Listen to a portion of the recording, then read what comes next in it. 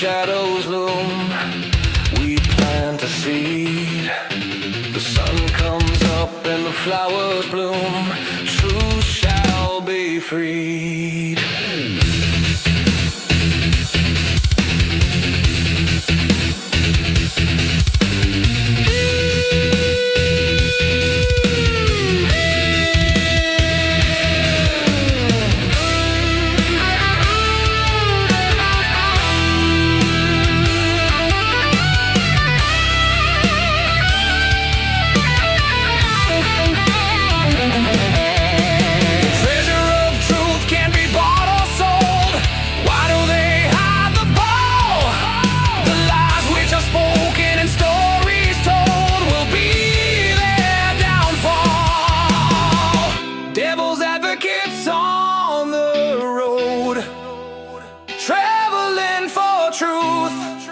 A journey unknown, from ocean sides to the center lines, we'll find the answers never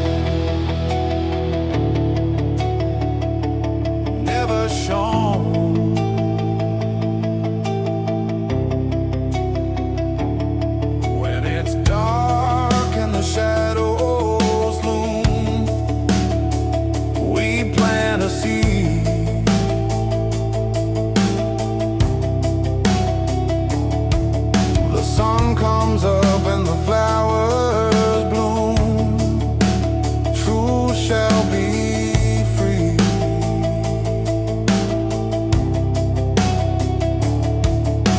The treasure of truth can't be bought or sold. Why do they hide the ball? The lies which are spoken and stories told will be their downfall.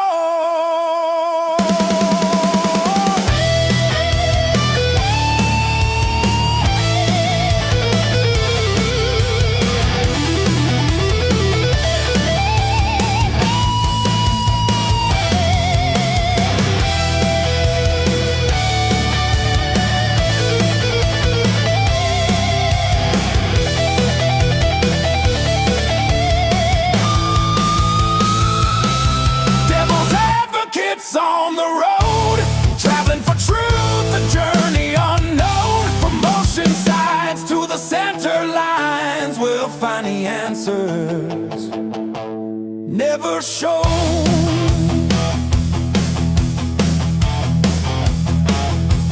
Never shown.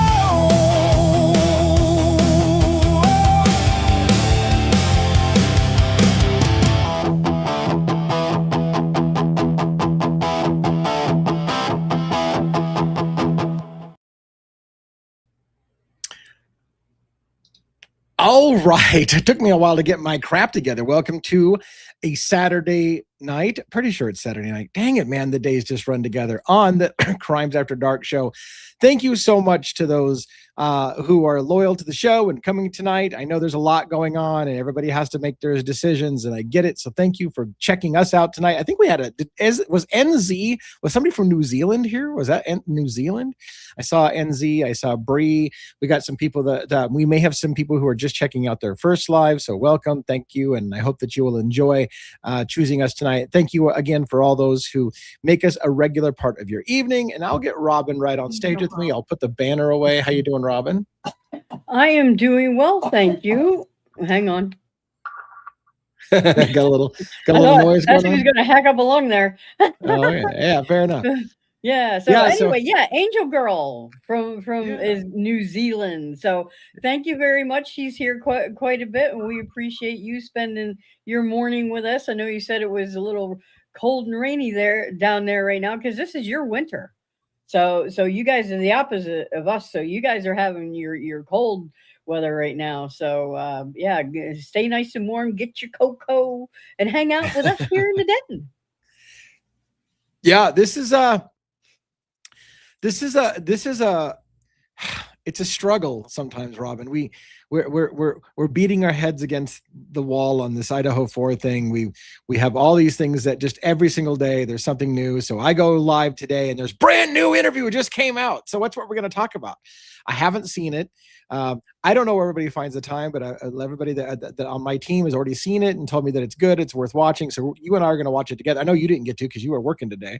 No, Well, I don't work on Saturdays, but no, I did not see it because we had other stuff going on.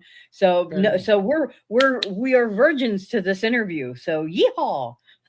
So I think this was obtained by Connor, who does a lot of public records requests and then makes it. And the great thing about Connor stuff is when he gets the public records requests, he just makes it available for everybody to view without his commentary over top of it, which is great for us, which is why we've used some of our public records money that that you guys have helped us raise to support his effort, because he's getting it and sharing it with us all. And there's no reason for us to all be going after the same thing. So we donated money to that pot because it's very cool that they're sharing that. So the true crime communities, it's all over the place right now. Everybody's doing their own thing, and we're gonna do what we can. Do you have any things you want to talk about before we get going on this interview? Do you? Yeah. I have a monologue that one wrote. Oh, that's right. That's right. Yes. Damn. So I can do that. Let's do that. Okay. All right. Let me pull it over here so I can look at the camera at all your bright and shining faces out there. Oh, Mark and Betty's still pissed off about the pig. We're gonna have to play the pig song on the way out tonight. Yeah, that's what I said. We'll be playing their his favorite song. So yeehaw for that. All right. So is it good to be alive in the den on a Saturday night? Oh, okay, okay, very good, very good. I was waiting. I was like, I usually somebody else says it for me. well, you know, but okay. So Jackson and Juliana, you are the apple of your daddy's eye, and Mrs. 11, you know how much he adores you. So good evening, and welcome to Crimes After Dark. Some houses keep memories, some houses keep secrets. And then there are houses that seem to whisper warnings long before anyone is willing to listen. Tonight, we return to 1122 King Road, not through the eyes of investigators, not through attorneys, not through experts, but through the eyes of someone who once called that house home. Sophia Whitehead wasn't a random witness. She was one of Madison Mogen's closest friends. She had lived inside the King Road house, knew Xana Kernodle well, spent time with Kaylee Goncalves, and understood what everyday life inside that home looked like. Just 5 days after the murders, investigators sat down with her to learn what she knew, what she remembered, and perhaps most importantly, what she had felt long before the murders ever occurred. And what she describes is chilling. Not because she claims to know who committed these crimes, not because she solves the mystery, but because she paints the picture of a house that may have been far more exposed than anyone realized. A house where friends came and went without much thought, a house where doors were sometimes left unlocked, a sliding glass door that reportedly had problems, windows that offered little privacy from anyone standing outside. A place where, according to Sophia, it felt remarkably easy for someone to watch and remarkably easy for someone to get inside. Then she says something that sends a chill down your spine. She admits she always had an uneasy feeling while living there, not because of one specific person, not because of one specific event, just a feeling. The kind of feeling you dismiss while life is normal. The kind of feeling that only makes sense after tragedy arrives.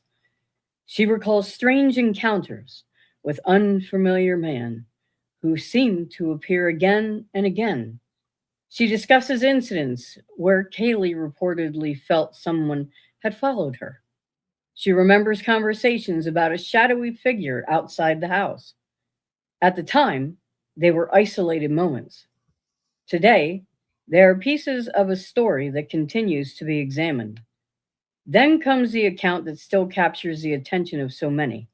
A surviving roommate reportedly hearing music around 4 in the morning, a voice saying, "I think someone's here." Footsteps, movement inside the house, a figure dressed in black. A brief moment of eye contact, then silence. These are recollections discussed during Sophia's interview, recounting what she says was later told, and they remain part of the publicly released investigative record. Tonight, we're not here to rewrite history. We're here to examine it carefully, patiently, and honestly. Because sometimes the biggest questions aren't hidden inside complicated forensic reports. Sometimes they're hidden inside ordinary conversations, the ones everyone thought meant nothing until they meant everything. So dim the lights, lock the door, look over your shoulder one more time, because tonight we're stepping back into a house that may have been silently telling its own story long before anyone realized it was becoming the scene of one of the most haunting crimes in modern American history. This is Crimes After Dark. And with that, live from Pennsylvania, it's Saturday night. All right. Thank you for that was a 1-1 monologue delivered by Robin, and it's a lot of people like hearing 1-1's monologue, and we get to hear it even when I don't think he's going to be pulling it off this next week. I hope not, because he's on vacation. No. Right, he'll be on vacation. I think he won't be spending time writing monologues for the week, and I say that just because I want him to enjoy his vacation and not worry about this stuff. Right. All right. my energy, everything is a little low, but we're gonna give this our best shot. I know. Come on, drink some coffee, man. Drink some coffee, man. Right, hold on. Yeah. So this is that's November the wrong 18, one. Hold on. 22. The time is 3:43 p.m. All right, we're gonna back this up just a little. Back that ass up. This is gonna be. Let me put us a little higher, and I'll maybe even put that on the screen, because I will probably swear if there's something in here that surprises me. Although I want to say, and in 1-1's monologue, to be fair, one of the things he said was sometimes the house was unlocked. I think the house was, what I gather is the house was always unlocked. It sounds like a lot of people said that house was always wide open. The sliding glass door was always unlocked. 30 plus people had the door code. So I'm not so sure it's every once in a while that house was easy to get into. I think it was all the time easy to get into. But the question you need to ask yourself before you get started is, how did Brian Koberger know that? If you're gonna go with the Brian Koberger was the killer, how did he know that house was a wide open crackerjack if he had never been to the house before and there's no evidence whatsoever he knew any of the girls? They've never made a connection between him and anybody in the house. As far as they know, they said they can't place him at the house. They don't know that he's ever been there. They don't know why he picked the house that night. So how did Brian Koberger, if he is the person, how did he know that house was a wide open crackerjack box that you could just get into a million different ways? Apparently everybody around the neighborhood does, but how did he know that if he didn't know the girls? So that's a question that's on my mind. I think you said Sophia here was kind of close to Maddie in particular, but knew everyone in the house. One of the things that 1-1 said in the monologue that I hadn't heard before, did she live at 1122 King Road residence at one point? Because she said that she apparently she did for a while. Yeah. All right, so that's new to me as well. I don't remember seeing her name on anything until now. So a lot of people may know this story. This is live. We're doing it live. Let's just see what we get. See how much can be redacted, because I know that most of these things are an aggravation thing right from the very beginning, but we'll see. I'm assuming the Idaho State Police ISP is doing the interview. It's days after the murder, right? Because the 13th would be the murder. So this is the 18th. Right. This is 5 days afterwards. All right, let's give it a shot. All right. Okay. The date is November 18, 2022. The time is 3:43 p.m. Myself, Eric Bacina, and Ryan Hoxie will be interviewing. Okay. And what's your date of birth? 2000. And what's your address down here?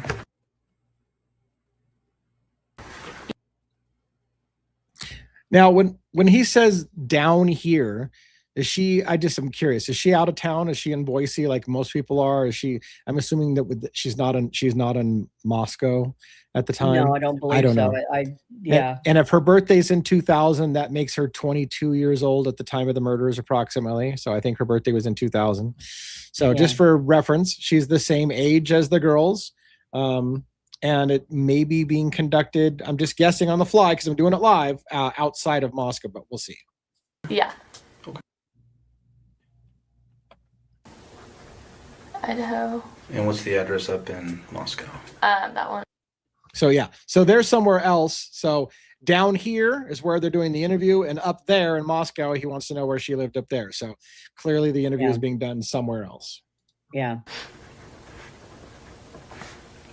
Okay, is there an apartment number to it? No, it's a house. It's a house, okay. You know the house, silly. Yeah. And I'm sorry, we've been interviewing so many people today, so some of the stuff we ask you is going to sound pretty silly, but just getting a feel. Are you still going to school up there? No. Why is it redacted whether she's going to school or not? I don't know. And why is it so long? Sounds like it would be a pretty quick answer. This is the shit that makes me angry, furious. It's still playing. Why is that all fucking redacted? I don't. Here we go again. Oh my God. I'm sure we paid hundreds for this. Still redacted. Outstanding. So I went up to visit quite often. Okay. The last time I was there was for Halloween. Oh, okay. So Halloween weekend. Was the Oh, last there you go. time Okay. I was up there. Did you? Now, and you know, and a lot's been said about the Halloween weekend. A lot's been said about did Dylan get picked on and humiliated during Halloween weekend? Was there weird shit that was going on Halloween weekend? So it's interesting now that we add in another person who was there for the Halloween weekend. So let's hear what happens there. You live up there during the summertime at all? Or? No. Oh, hey, I look. wasn't. Kathy's Indie Zone. Kathy, if you would like to join us for some more color commentary, please feel free to jump up here with us. We'd love to have you for color commentary. Doing a live. We're doing a live.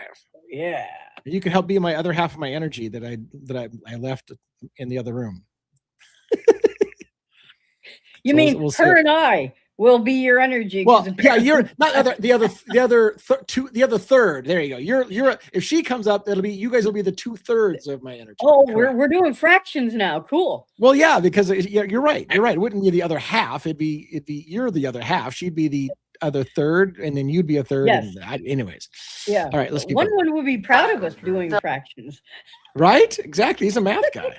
The last time that I stayed the night in that house was last semester. Okay. Fall or spring semester. And what's your? Okay. The last time I stayed in that house, because you said that she had lived in 1122. So was she living at 1122 the semester before these girls moved in? I'm not sure. I would assume probably pretty much right around there. Pretty much. No. Yeah. Pretty much. It pretty much happened this semester before.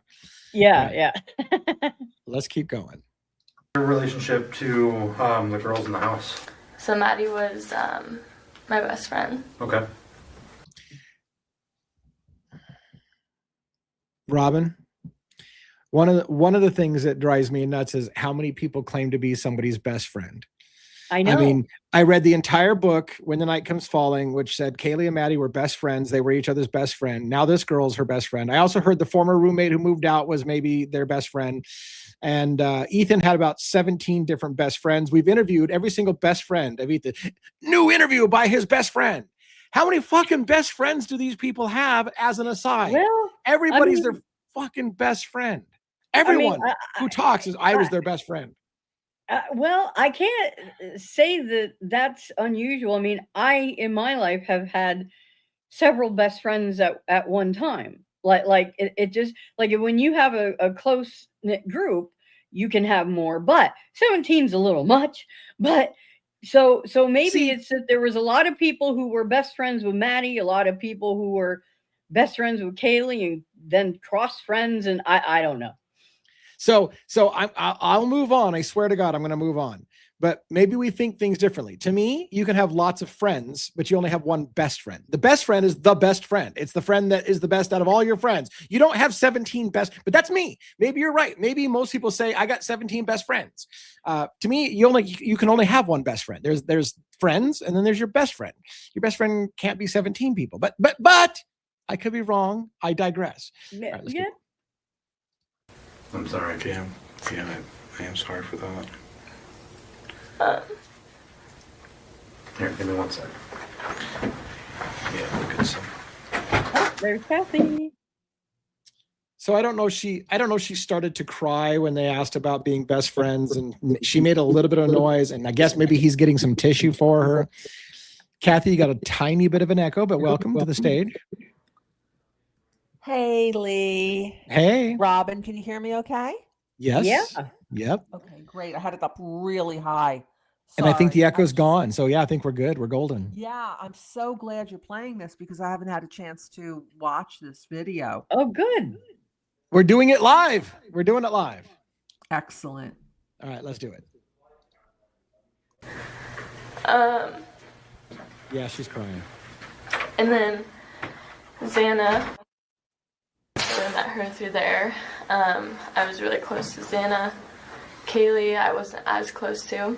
Okay. But she was Maddie's best friend, like childhood best friend, all the way up until. Don't get me started on the best friend bullshit, Robin. You knock it off. No, Knock it no. off. No. No. I started that 2 years ago. Everybody's best friend. I mean, come on. I get it. I get it. Couch, this one, that one. Yeah. Statute of limitations. One best friend.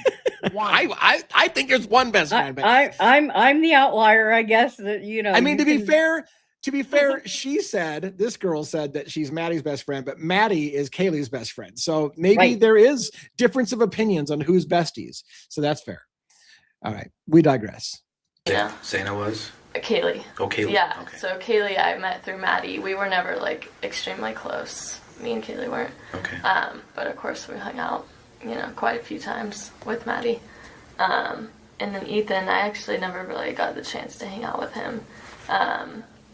I always heard really good things about him, that he was a really nice guy and like really good to Xana and stuff, and all the girls in that house seemed to love him. So, I've just heard good things about him. I never really spent a lot of time with him though. Okay. Was he living there? I don't think he was living there. I Okay. believe that he was living at Sigma Chi. Okay. I'm sure he spent most nights there. Right. Yeah, but Okay. Okay. When was the last time you spoke, whether in person or text, and communicated with Maddie? I can look at the exact date. It was just last week we were talking. She came to visit the weekend before this past weekend. Okay. Her boyfriend flew her down, and I was with her with the game and everything. So are we talking about Maddie and her boyfriend flew her down? Like, these people got some money, so they're flying. Yeah. Flies his girlfriend down someplace to hang out. Like, I don't know, maybe they got a private. Well, either way, there's some either money way, there, I guess. still, yeah. Together, and then so the last time we texted was November 10th, and we were talking about utilities, and before that we were talking about when she was going to come down to Boise next, and she said she was planning on coming for over Christmas break for New Year's. And Okay. yeah. So when she was down here and you guys were talking, did she say anything about like any kind of a stalker or anything like that? Anything of that nature? No, and that's the thing. Like, I know she would have told me, Yeah. like if she thought something was weird there. But everything they told us was like everything was great, and like I was always ask like, how's the house going? Like, how are the roommates and stuff? And she'd always be like, oh, it's really good. Like, it's been going really well. And she told, because I've been talking to him too, and that's her boyfriend. Why is that redacted? She told him like that Every So like, much. we have to I'm guess sorry, everything. I'm sorry, I can't started fucking. something here. No, I mean, I can't figure out who's who. Like, I want to definitively tell people, oh, they're talking about so and so, but the redactions are so heavy. I have to guess, and I don't like guessing. Why is it? So who do we guess that she's talking about? I'm assuming Maddie's the one that got flown down and hung out with her, and not Kaylee, since she said she didn't really know Kaylee, or know her that well. So Kaylee's not the one who flew down there. It had to have been Maddie, my best friend. So then Maddie's dating somebody, and whoever's Maddie's dating, right, flew her down to hang out. And I would guess Boise, because isn't that where? Right? I don't know. mean, Maddie's but boyfriend from was? where? The Moscow Pullman little airport? Yeah, probably from the Boise? Moscow. I'm guessing from the Moscow Pullman airport. You can't drive that distance. I mean, It's like it's 3 hours by the time. 5 you go hours. through- I think maybe 3. I don't know. Well, maybe it's 5. I think it's 5. These But people are even too so- rich for me. Yeah. But then who's the other boyfriend? It sounds like we were talking about somebody else's boyfriend for a second. So Amanda says Jake Schreiger. Jake S. Well, see, we've got a lot of. Is it Schreiger? Yeah, Right. Schreiger is Maddie's. Yeah. Yeah. Yeah. Yes. Maddie's boyfriend. Yeah. Mhm. You can't. Yeah. Okay. Let's keep going. it was good, and like they had a really good system down with like cleaning the house and everything, and it was just all going good from what she had always told me. And I never heard anything about like anyone weird or anything like that. Why is this redacted? Lee, did you stop this, or is this a redaction? No, it's just fucking redacted. It's going on here. Because we have to pay hundreds of dollars for this shit. Hundreds of dollars for this shit. This is over blanket redactions. That's what EWU's lawsuit is all about, that they overly redacted stuff. But Moscow and the Moscow Police Department denied it. They said, no, everything they did was correct. As far as I know, we're still playing. This is still redacted. Whatever her, Totally. it's still redacted. It's still fucking moving. This is great. So in their relationship, did she ever confide in you any issues they were having with the relationship or anything? I mean, she would tell me like literally everything, and they never, and I was with them together, like the three of us a lot, and like I said, this is so useful. And it was always over, so like I was always around them, and there was nothing, like they never. And the worst part is it's so redacted that if we use common sense and connect dots and all the rumors of who knew who and start to try to fill in the blanks, if we're wrong once, we'll be called a bunch of idiots for speaking out of turn. That's not who they were talking about. Like, we're the assholes. No, the assholes are the over redactors who are hiding everything. And then when we try to fill in the dot, you guys are assholes. That's not who it was about. Well, how about don't fucking redact everything so bad that nobody can tell what the hell's going on, because there's no need to redact all of this. No, that's what EWU Media said. You know, look, we had to spend $120,000, and we can't figure out who you're talking about. And Moscow and MPD denied everything on July 11th. They said, "No, everything's fine." You know, it's a joke. It's a joke. Yeah, like I hear laughter in your, because it's fine. At this point, it's funny. I'm sitting here. We have to laugh or go crazy. I'm sitting here thinking, why is Lee stopping the video? He's got to have something pronoun to say. And it's like, it's just another redaction. It's ridiculous. All right. We're going to get right back at it. I'm going to hit the play button. I think they'll be talking for about a second, and then we should be redacting for about 12 minutes. So hold on. Never yelled at each other. Like, they never had like serious fights. And like, they were like, we would always say like the most like chill people to like put together, you know? Okay. Who? Oh, that's redacted. That's redacted. Yep. This is. I want to know who the chill people are. I'm guessing. So you have to guess Xana and Ethan. I'm going to guess they're the chill people. But who? Yeah, that's what we have to guess. And if we're wrong, we're assholes. We're still redacted.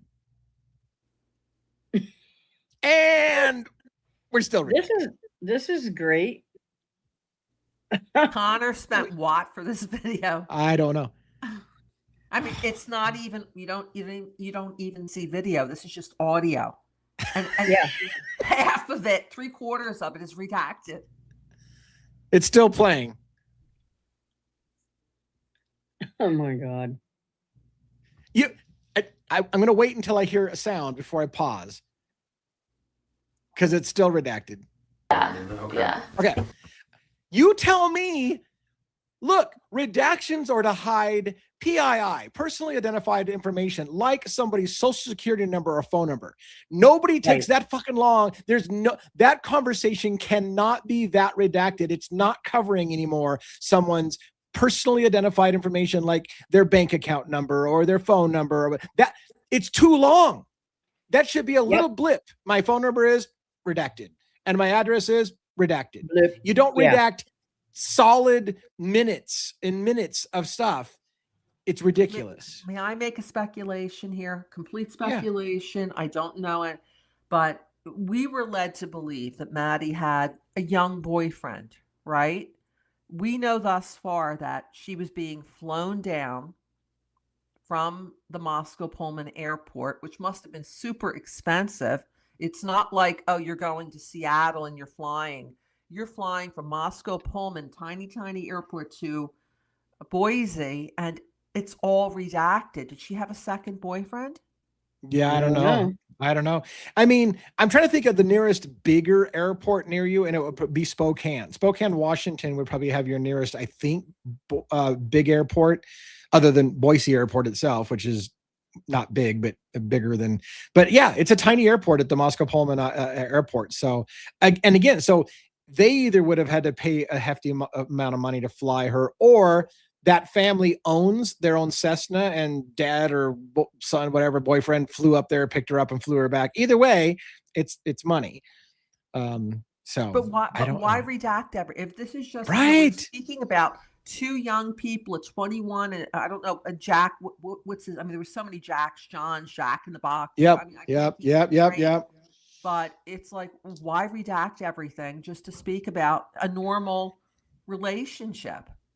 And I think the answer to that is they, MPD and others, don't want people making connections, because I feel like if they didn't redact it as heavily, we'd start making the connections that they don't want you to make. And so by over redacting, we can't hear who knows who and who was where. We can't follow the trail.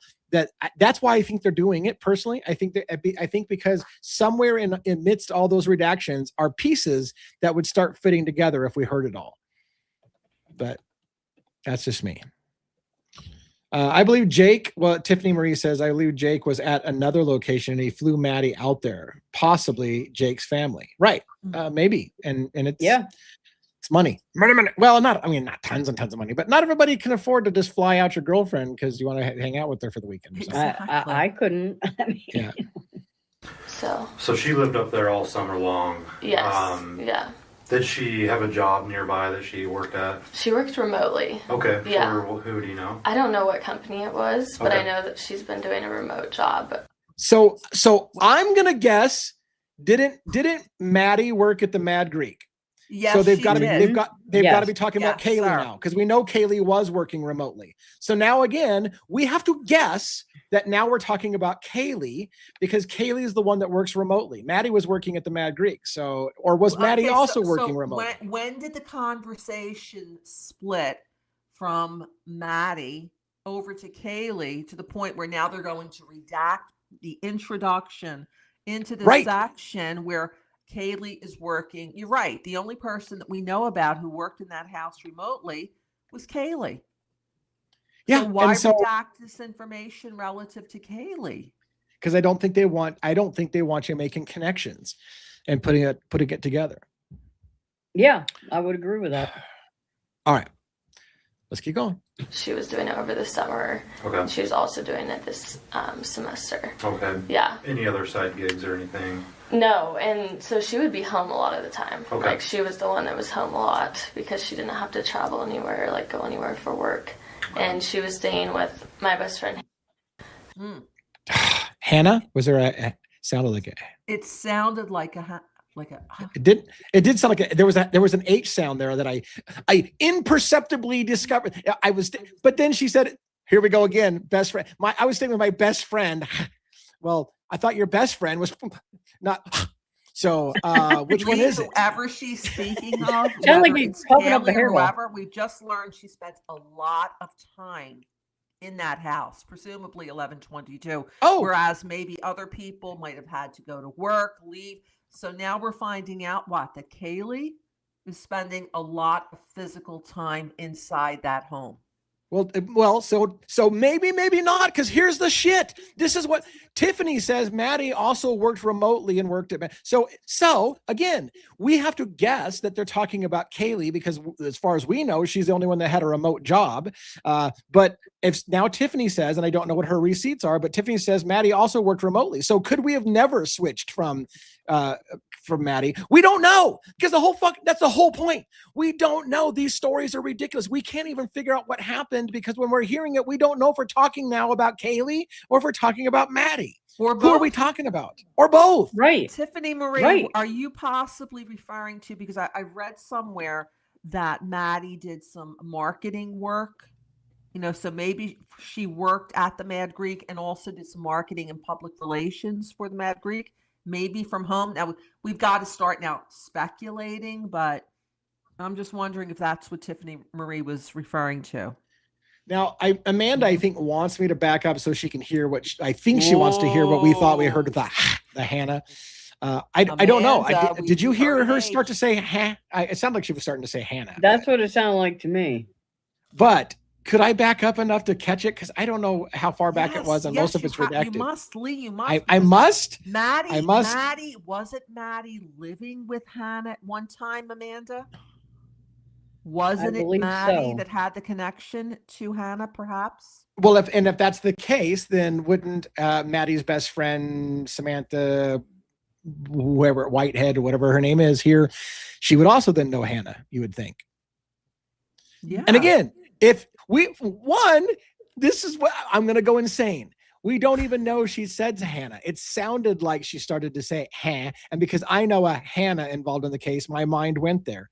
But let's listen to it again. I did back up. We'll see if it's far enough back to hear the Hannah thing. Thank you, Lee.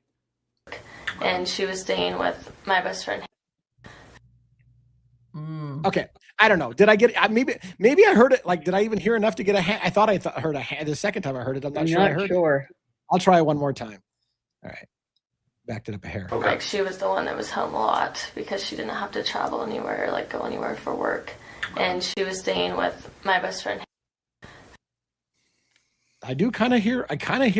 Did too, but why would that be her best friend? Fuck, I don't know. And again, we can't spend a lot of time speculating on it because it's not solid enough. No. I'm not even sure if it was a Hannah we were hearing right there. All right, let's keep going.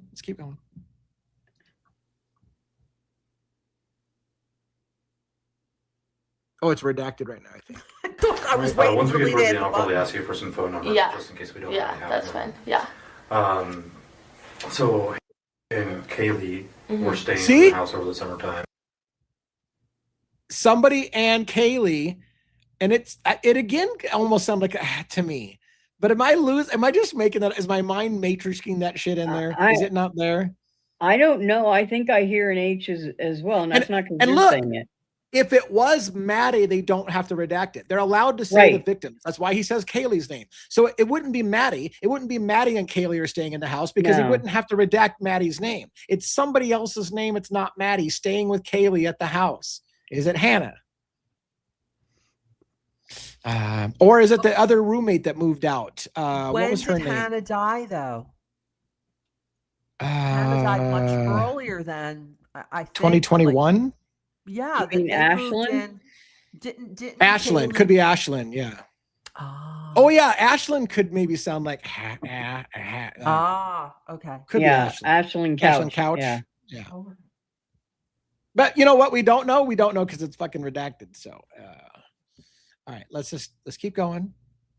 Yeah. Was Xana and Madison there as well? So Xana was there too. Okay. I think she moved in from her old house, which was just across.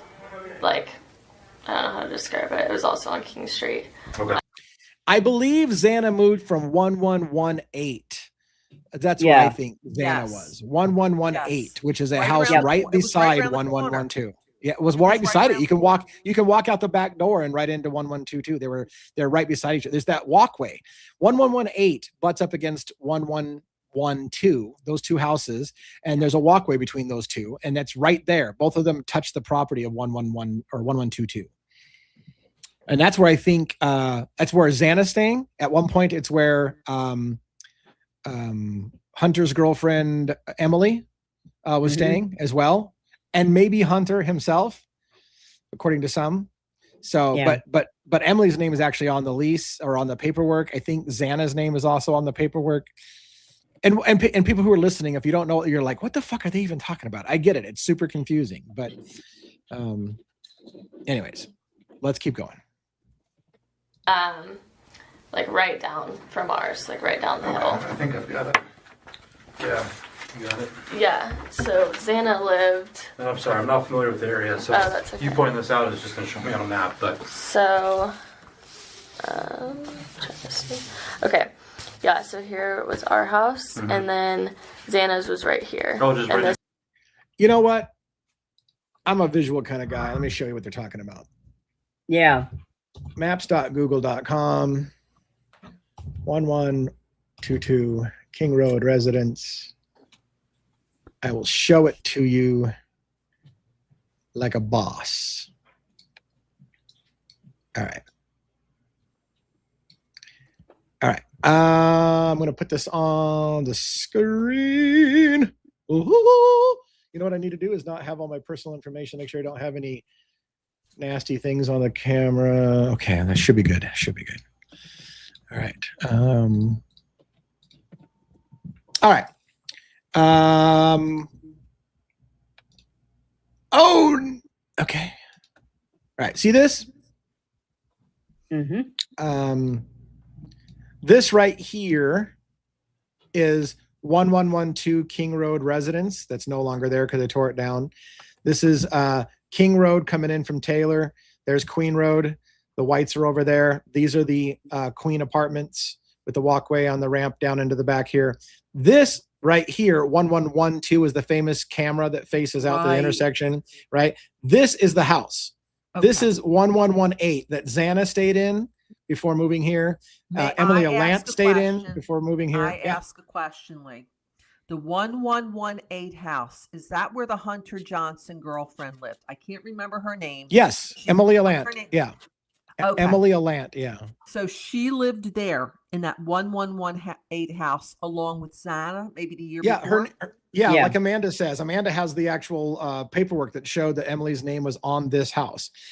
Now, at the time of the murders, she said that her and Hunter were over living at the Whites, but she's on this house's paperwork at some point, and so was Xana at this house. And if you listen carefully to police reports and interviews, this house and this house were considered to be suspicious drug houses in the area. Lots of people said this is where you go to get party favors in those two houses in particular. Yeah. For what it's worth. Amanda says she has a report on Hannah if you would like it. Yeah, and if somebody else wants to see it, I've seen it, so I think I've seen it from Amanda, but if somebody else wants to see the receipts that Emily's name is on there, we can show it. This, by the way, for reference while we have it up, Jack DeCour's place, the ex-boyfriend of Kaylee Goncalves. This house right here, there's a big walkway significant between these two. So you can walk from this house, and the only camera is right here where my mouse is. That's the only camera looking there. If you walk from here down this walkway into the house, nobody sees you on camera. You can go right back and forth from there. Where was the path of the footprints? Right over in this area. Yeah. It could have been a little closer to the, so there's actually a path, it doesn't look this way here in the map, but there's actually a gap between these two houses. I think you can squeeze between those two houses. You can. But there's also a significant walkway here, and somewhere along this fence line area is where that footprint was at, seeming to head this direction. So whether it was going, and in fact, Jules again had some video thing of a cop looking for footprints right here in that kind of snowy shaded area, was looking for footprints as if they wondered, did somebody actually go to the house from this direction? Right. Yeah. So I digress. We're trying to get back to the interview eventually, probably, but I thought the visual might help some people. It did. It's much better than what's in the PCA. I'll tell you that much. Right. Yeah. Right. All right. No one. Yeah. Okay. So she lived there with a lot of all the girls were actually younger than us, a year younger or two. And Xana moved in over the summer. Xana moved in over the summer once her lease was up there. Okay. Yeah. What about Maddie? Amanda, go ahead and put that just for shits and giggles. You can go ahead and put, if you've got a document that's really easy for us to pull up that shows Hannah and Emily, either one, on some stuff, we could take a look at that real quick. Just you sent the file to me. Give me a second. Yep. Hannah Cleary's document. I got it on screen. What am I looking for? Am I looking for an address on Hannah Cleary? So I got the thing she's showing me, but what I want to make sure what she's showing me before I show it on screen. Okay, Scott Cleary.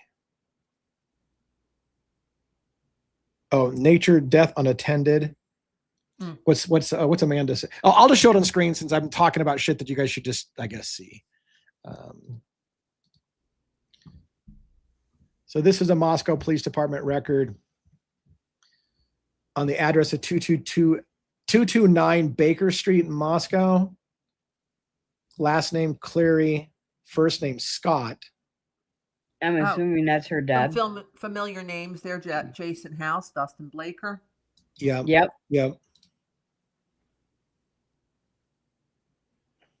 Kathy Mabbitt, the coroner. Hannah Cleary, deceased. There's the death of, and Hannah Cleary. There you go. I thought this was February 28th. This is the I year thought it was 20. I thought it was 21 as just February of that year.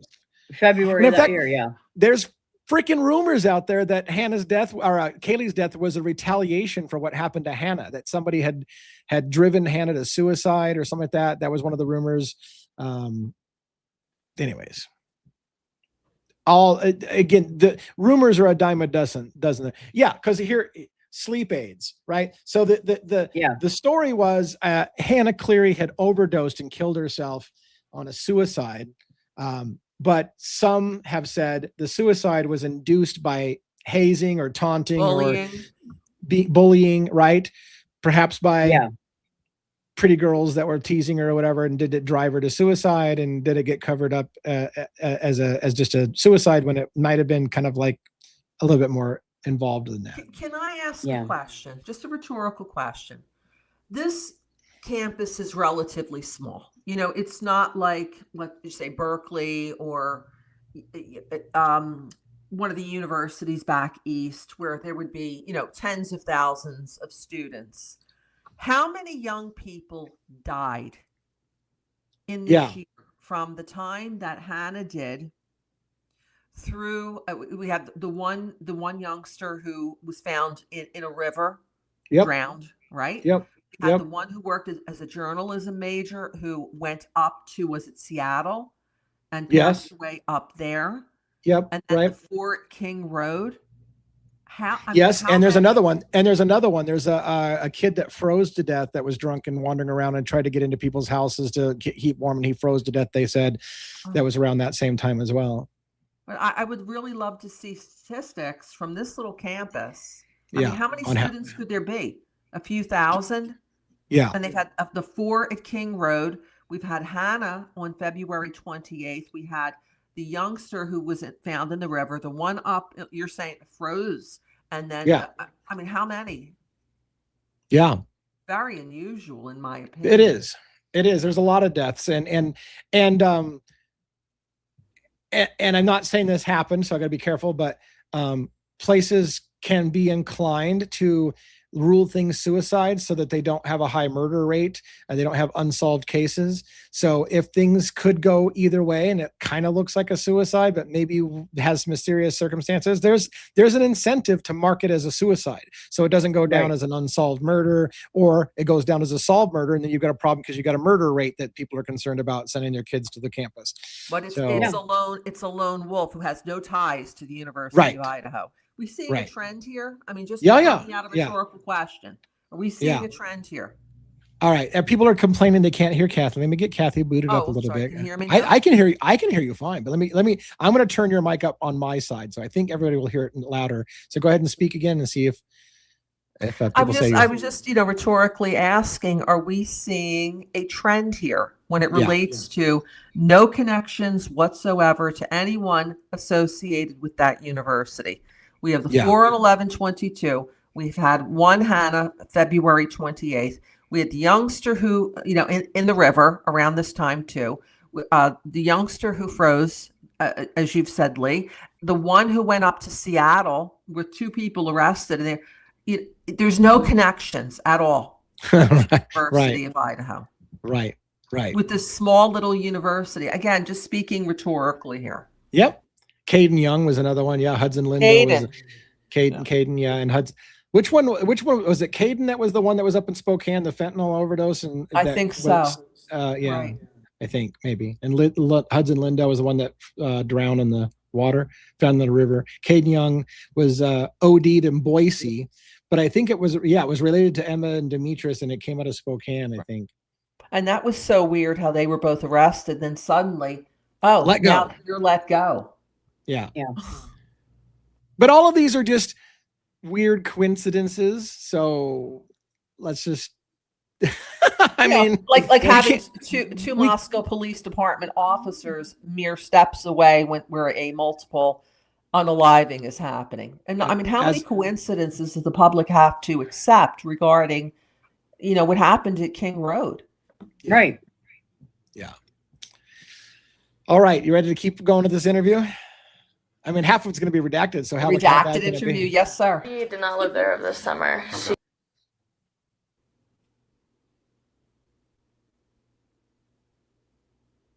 That's redacted, by the way. It is. Plain. Yeah. Did Maddie live in there last semester as well, or just was this her first year there? No, she was there all last year. All last year, Yeah, okay. In the with- same room? Yep. Okay. Same room and everything. Yeah.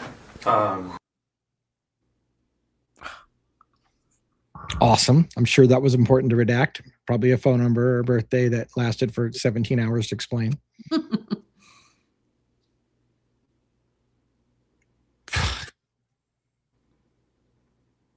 Are you fucking kidding me? Literally half this video is redacted. Half of it. Yeah. At least. Yeah. Who else was staying there? Like currently? Yes. So it was Xana, Maddie, Kaylee. Here we go. Redacted. Yeah. Have you talked to... Yeah, they actually, they've been talking to us quite a bit. And the hard part is, who's the gatekeeper? I mean, it seems obvious to me and probably anybody who isn't law enforcement that these are over redactions, but you have to trust them because they're allowed to make the redactions. And so, you know, the only step I know that we can potentially take in some states, you can ask for a log of all the time markers that they redacted and what the exact redaction reason was for that portion.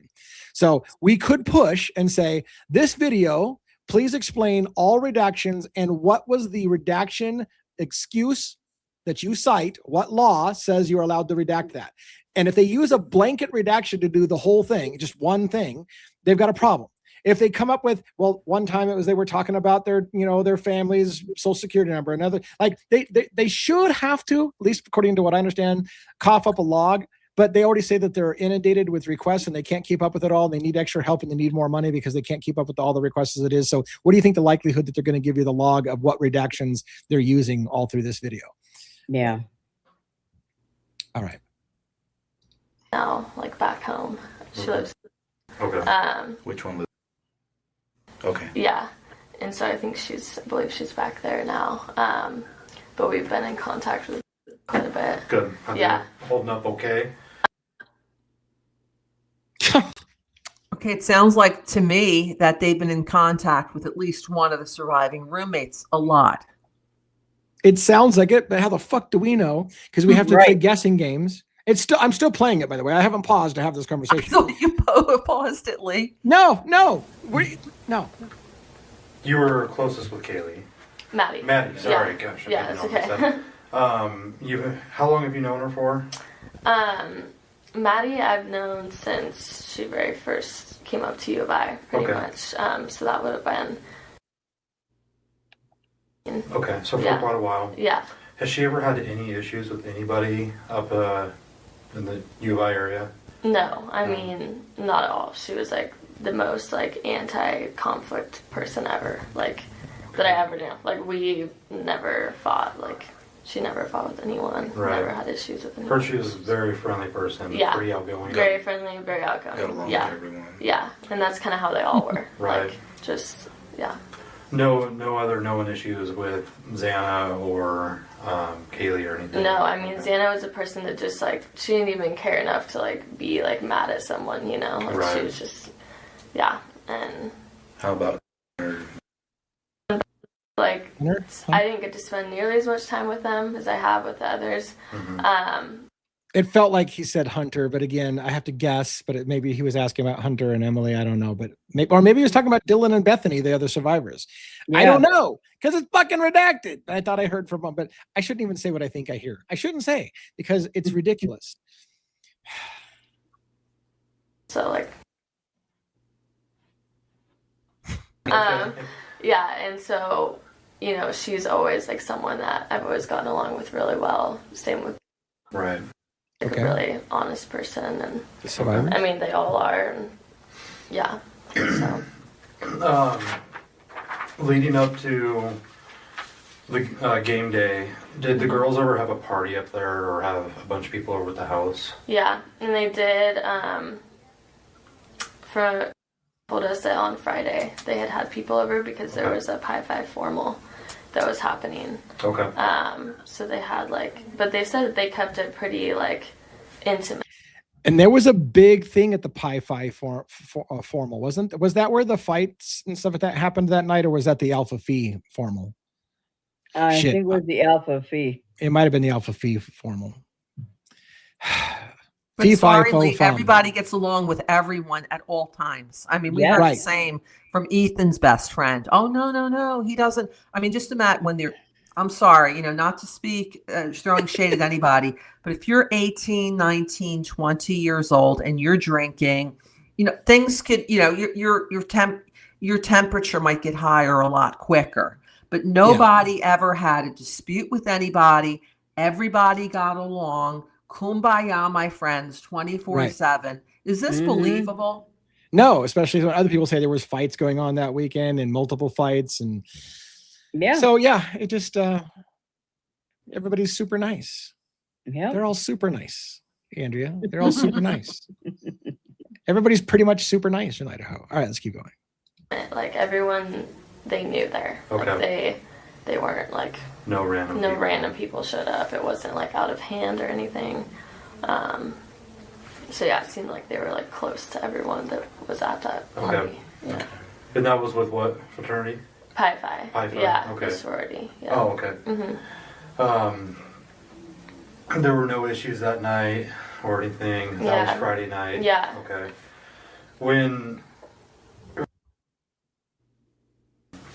Is it one of those houses where people can kind of just come and go? Yeah, so that's kind of how it was. Is just kind of some people describe it as an open door policy type of thing. We just constantly open door have people policy going in and out. Really? And a lot of the time, I mean, I'm always someone that's just been so scared of something like that happening. Right. And I was I would triple check my bedroom all the time.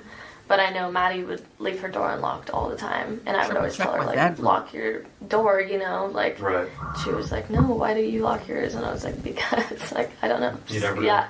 And she would leave her window open all the time for air to come in. I doubt it was open. I don't know. It's freezing outside, so I hope it wasn't. But yeah, I mean, me and I lived in room. Okay. Yeah, and we would always text each other did you hear that?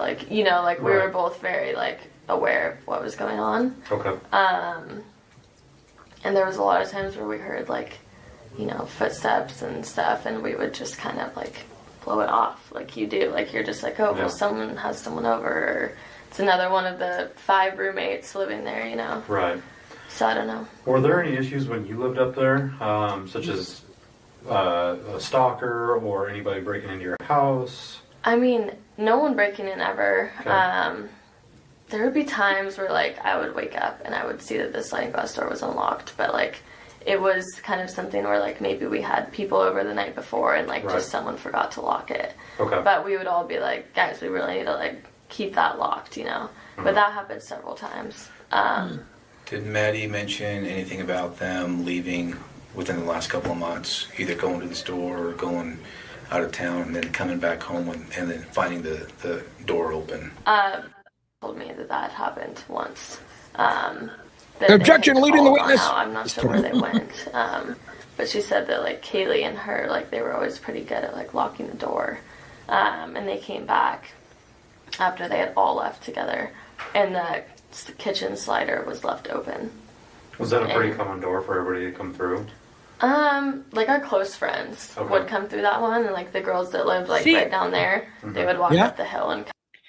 There's so much discrepancy about this door all of a sudden. Yeah. Mm-hmm. There's a lot of people that say it was always open. Now she's saying only for close friends. Yeah. Yeah. The door's what was always the kid open. the other 30 night? People have the front door. It's open door policy, but most of the time it was locked and people would make sure it was shut. Who was the kid the other night we were watching that said that it was always open? People knew that the front might be locked, but they could always come around back to the sliding door.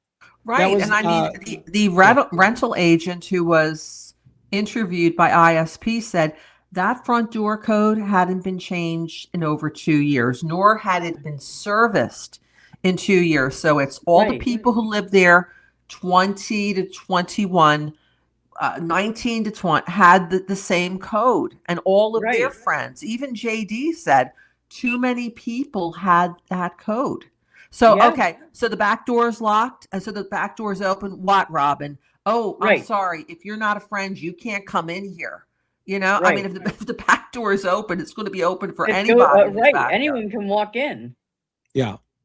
But Lee, Yeah, one Kaylee- question. When Yeah. was it established, number one, when she lived there, and in what room did she occupy? I don't think we heard that. This girl right They here. blacked it Yeah. out, I think. Yeah.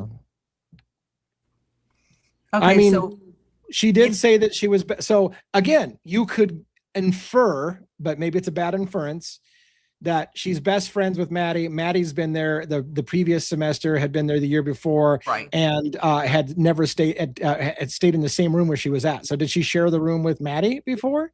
Or No, did no, she have her because she own was room? saying that we would text each. Oh, did you hear footsteps? We would Yes, text right, each other. right. But That's what right. room was she in? Kaylee's Okay, room. Xana was in. I think Xana was originally on the first floor, and then she moved to the second floor. Was Oh, this God. girl? See, don't even get me started with all the girls playing. Yeah, right. They did move. Dylan used to live, I think, in Kaylee's room, and then moved out of it. And then Kaylee asked if she could move in there. Like they played hopscotch all over the place. So whose room is Okay. whose at what time is really hard to follow.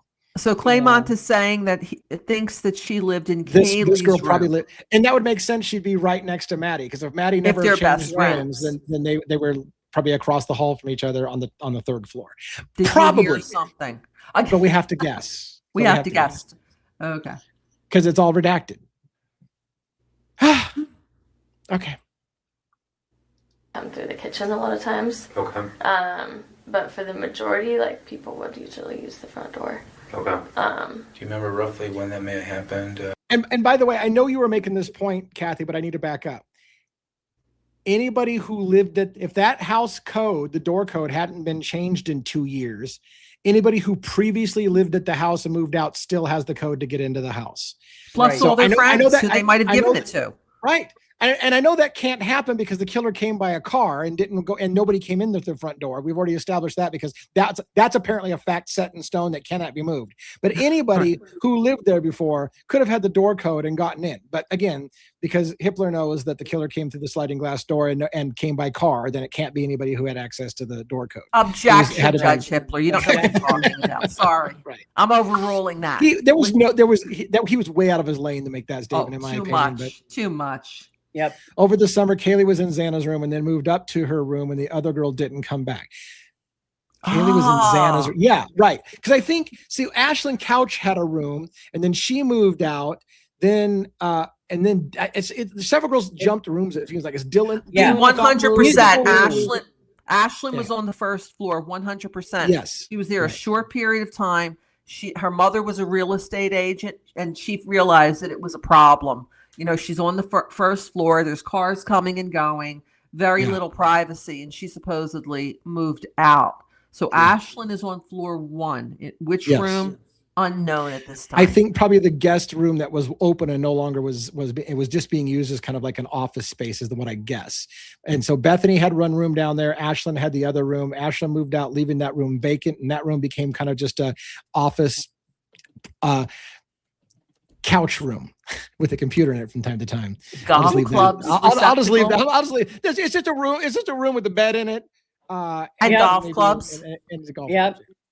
clubs. But anyways, and then again, you have some shuffling of rooms going on upstairs in the second and the third floor as well. Yeah. Okay, you know what? I thought we could get past this interview because it's half redacted, but look at us. We got a lot of shit to say still. All right, let's keep going. A few weeks ago, a few months ago. Yeah, said it was like maybe, I can't remember what she told me. It wasn't like super recently, I know. Okay. Just something that she had remembered. And like up there, like there's a lot of like just kind of strange people, I would For sure. say. Yeah. I was always kind of like weary of like the people around, and like there's a lot of people we didn't know living at like the Browns, or like, you know, just houses that we didn't go into ever. And Okay. The Browns. there was like Browns, yeah. I was I'm not just sure what you trying mean. to Is that the wrap 500 my brain queen? with like things that I had I don't know. I don't know what the Browns are. I know what the Whites are. Are they calling the Queen apartments the Browns? The Queen or is it a apartments, different- aren't they sort of brown looking? Those kind of creepy- reddish brown with Yeah, yellow doors yeah. and I never heard them referred to or anything referred to no. as the So I Browns don't, I don't before. know. And somebody's going to kick us in the teeth because probably somebody like everybody knows the Browns are or whatever. God, this case. Anyways, all right. Remembered or like anyone that I had seen, and the only time there was a couple incidences with this guy that, and I cannot remember his name for the life of me, had come up to me at the club and he was like, right? And I was like, I like do not remember meeting this person, you know. Really? And he like, I don't know, and then he was Awesome. and I was like, oh, that's like strange. Was he like your age or? He was like a little bit older, Okay. but maybe like late 20s or I don't know. Okay. And I was like, okay, like I don't remember meeting him. And then my friend came over, and she was one that we lived with, and he was. She was like, I need this guy, you know. And we were like, this is so weird. And this happened all at the corner club. Okay. And The fucking corner club. I'm telling you, Yeah. whatever happened that night in the house, it came from the corner club. I Lee, still feel what like didn't someone go up to Maddie that night also? An Yes. older guy? Yes. Same yeah, person? got handsy with Maddie, and I think we even know who that is, though. That's the thing. And yeah, there's a lot of weird shit that happened. A lot of weird shit happened at the corner club. Kaylee was in there making it known to everybody that it was over between but her and this Jack. is- Jack was there. That was going on at the this- corner club. Late This 20s, is right. different. Late 20s. Yeah. Because So I think- was that Cole that Cole, went up right. to Cole was the one that they Berenberg? said got handsy So with Maddie. Cole wasn't that old. He was not in his late 20s. Right. And I don't even want to say that there's some rumors that it might have been a 30-year-old that maybe they're just because she's guessing at his age. So Right. what if it was a 30-something-year-old? What if it was all those rumors that Brent Kopacka was at the corner club that night? What if it was the rumors? There was rumors. People said they saw Brent Kopacka at the corner club. So was he there? Was he an older don't guy know. hitting on some of the college girls? Like I don't Does know. Like I anybody- don't. Does you anybody the know how old rumors. Cole is? Anybody out there?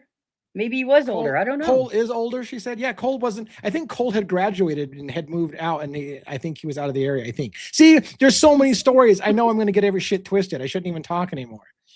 So Cole might have been older because I think he might have graduated and moved out or something like that, but then Yeah. came back. I don't remember. I'm getting stories crossed. So we should probably shut the fuck up. Or no, we should continue the interview. How about that? You know, after that, I was like, that's kind of weird. Like, you know how you just get like strange feelings about a Yeah, girl. yeah, Like, yeah. it's kind of like what I was getting. And then I had been at Nectar, like a restaurant. Like, I don't know the time frame of any of this. I can't remember. It was a little while after that incident. And I was there. It was parents' weekend in Moscow, and Okay. my parents were in town, and I was with my boyfriend and her family, because we're really close and our families are really close. And we were at Nectar, and we walked out, and I see this guy turn around in his chair, and he'd been sitting at the bar, and it was that same guy. And I was like, that's really odd. I don't know how he even saw me or like knew to turn around right as I was like leaving. Yeah. Because his back was totally turned to like, and we were in our own separate room Right. in that restaurant. And then after that, I had said something to, and I was like, this like weird guy, like, I don't know, just keep seeing him. And then after that, I remember I was walking past like, so there's a Starbucks on campus, Right. or it was, they changed it, across the street, that building, the Pittman, no, it's not the Pittman, I don't know, I can't remember what it's called. Anyways, I was walking past it, and on the other side of the street, the same guy was standing there with like a group of people, and he had like 3 turned times? over to me, and Right. was like staring at me, and I was with, and I was like, do you see this guy? That's the guy that I like saw at Nectar and stuff, and I was like about to go up to him and say something, but I like didn't let him, and I was like, no, let's just like keep walking. Then you never figured out who he was? No, I never figured it out. Okay. I do not, like, I know his face looks like I cannot remember his name. Like, Okay. yeah. Do you remember so- do you remember running into him like somewhere on campus, or do you think he may have been a student? Is it possible that he was wearing a balaclava and had bushy eyebrows? don't know. I mean, this is like 3 contacts with the same guy. Corner club, this Yeah. I know restaurant, it is Who is interesting. it? university, and it's getting closer and closer to the house each time. Right. And she's hanging out with the girls at the house. It's getting closer to the date of the thing. So there's a stalker-ish. Well, is it in her head? Is it just a guy that just happens to be in places and it's all in her head, or was he stalking her? I don't know. But she's and it's enough in her mind that she thought it was weird that everywhere she went, this guy's watching her. So that's interesting. All right. I think that he had told me, like, I remember him saying at that club, like, I asked him, I was like, who are you? Like, you know, and he was like, well, I used to go to U of I, and then I can't remember if he said he graduated or. Is this the same guy, the guy that she, now all of a sudden she's had a conversation with him? Like, Sounds is like it the it. same guy? Because before it's like, I was going to talk to him, but now all of a sudden she's like, well, I asked him and he's like, he used to go to U of I. Amanda put something back in Teams about Cole. Stand by. Amanda is like all over shit. What is going on? She's the queen of the documents. Cole Baron. Oh, we got Cole Barenberg's account information. So we'll have his. I'm looking for his date of birth. Mm-hmm. Because I'm looking at some like a LinkedIn. Here we go. Oh, he went to. Hold on. Let me do this. Let me put this on screen. We're not saying anything. We're just looking at stuff in real time because we're doing it live. So these are not allegations. These are doing it live. So this is what she sent me. This is from Cole Barenberg, University of Idaho with the Bachelor's of Science in 2022. So graduated with the bachelor's in 2022. He would have still been attending if this is 2020. He would have still been attending school. And he was, so there's a U of I branch in Boise. So he could have been going to Boise as well. You know what I'm saying? Because there's a U of I branch campus down in Boise, Idaho as well. Was he at Moscow, or was he working at the branch campus? Was he working? But he was a senior in 2022. What, he was pursuing 2 degrees at the same time? He was also in the Army. Yeah. Whoa. And okay. And he's attending U of I over 5 years, it looks like. Yeah. 17 to 20, 5 years. And this is after the Army, so he would have been an older student. Yeah. And this is a guy that was a culinary specialist. Culinary specialist? Good with a knife. Yeah. Yeah. That's interesting. It's interesting, not an allegation. Fuck. That's right. People. That's it's right. It's just interesting. All right, let's keep going. Let's keep going before we get ourselves terminated or some shit. All right. But then he came back and decided to change his major. He changed. There you go. There's the 2 degrees. He changed his major. She got it. He's maybe an architecture student. Okay. This was all last year? Yeah. Okay. So wait a minute. So that would all fit. Like, see, we didn't know who it is. It would fit if this guy was going there and he changed his major. He's got 2 majors listed on there. So maybe it's the same guy. Right. Maybe it's the same guy. Okay. And wait a minute. If Cole had been going to school the year before, knew anybody in the house the year before, and had the door code like everybody else who fucking had the door code for the last 2 years. Cole, the guy who's in town, you used to go to school there, but doesn't go to school there anymore, who's stalking girls or doing weird behavior, grab-assing one girl, this girl's weirded out by him. If that's all the same guy, and he had lived there before the year before and had the door code to that house, that's super interesting. Army major. I'm sure an Army major that has culinary knife skills. I'm sure the good news is I'm absolutely certain that MPD ran that down very, very heavily and made sure to eliminate him as a suspect. So that's good, at least. I'm sure we know that happened. Oh, it's been wiped. I'm sure, Amanda. Yeah.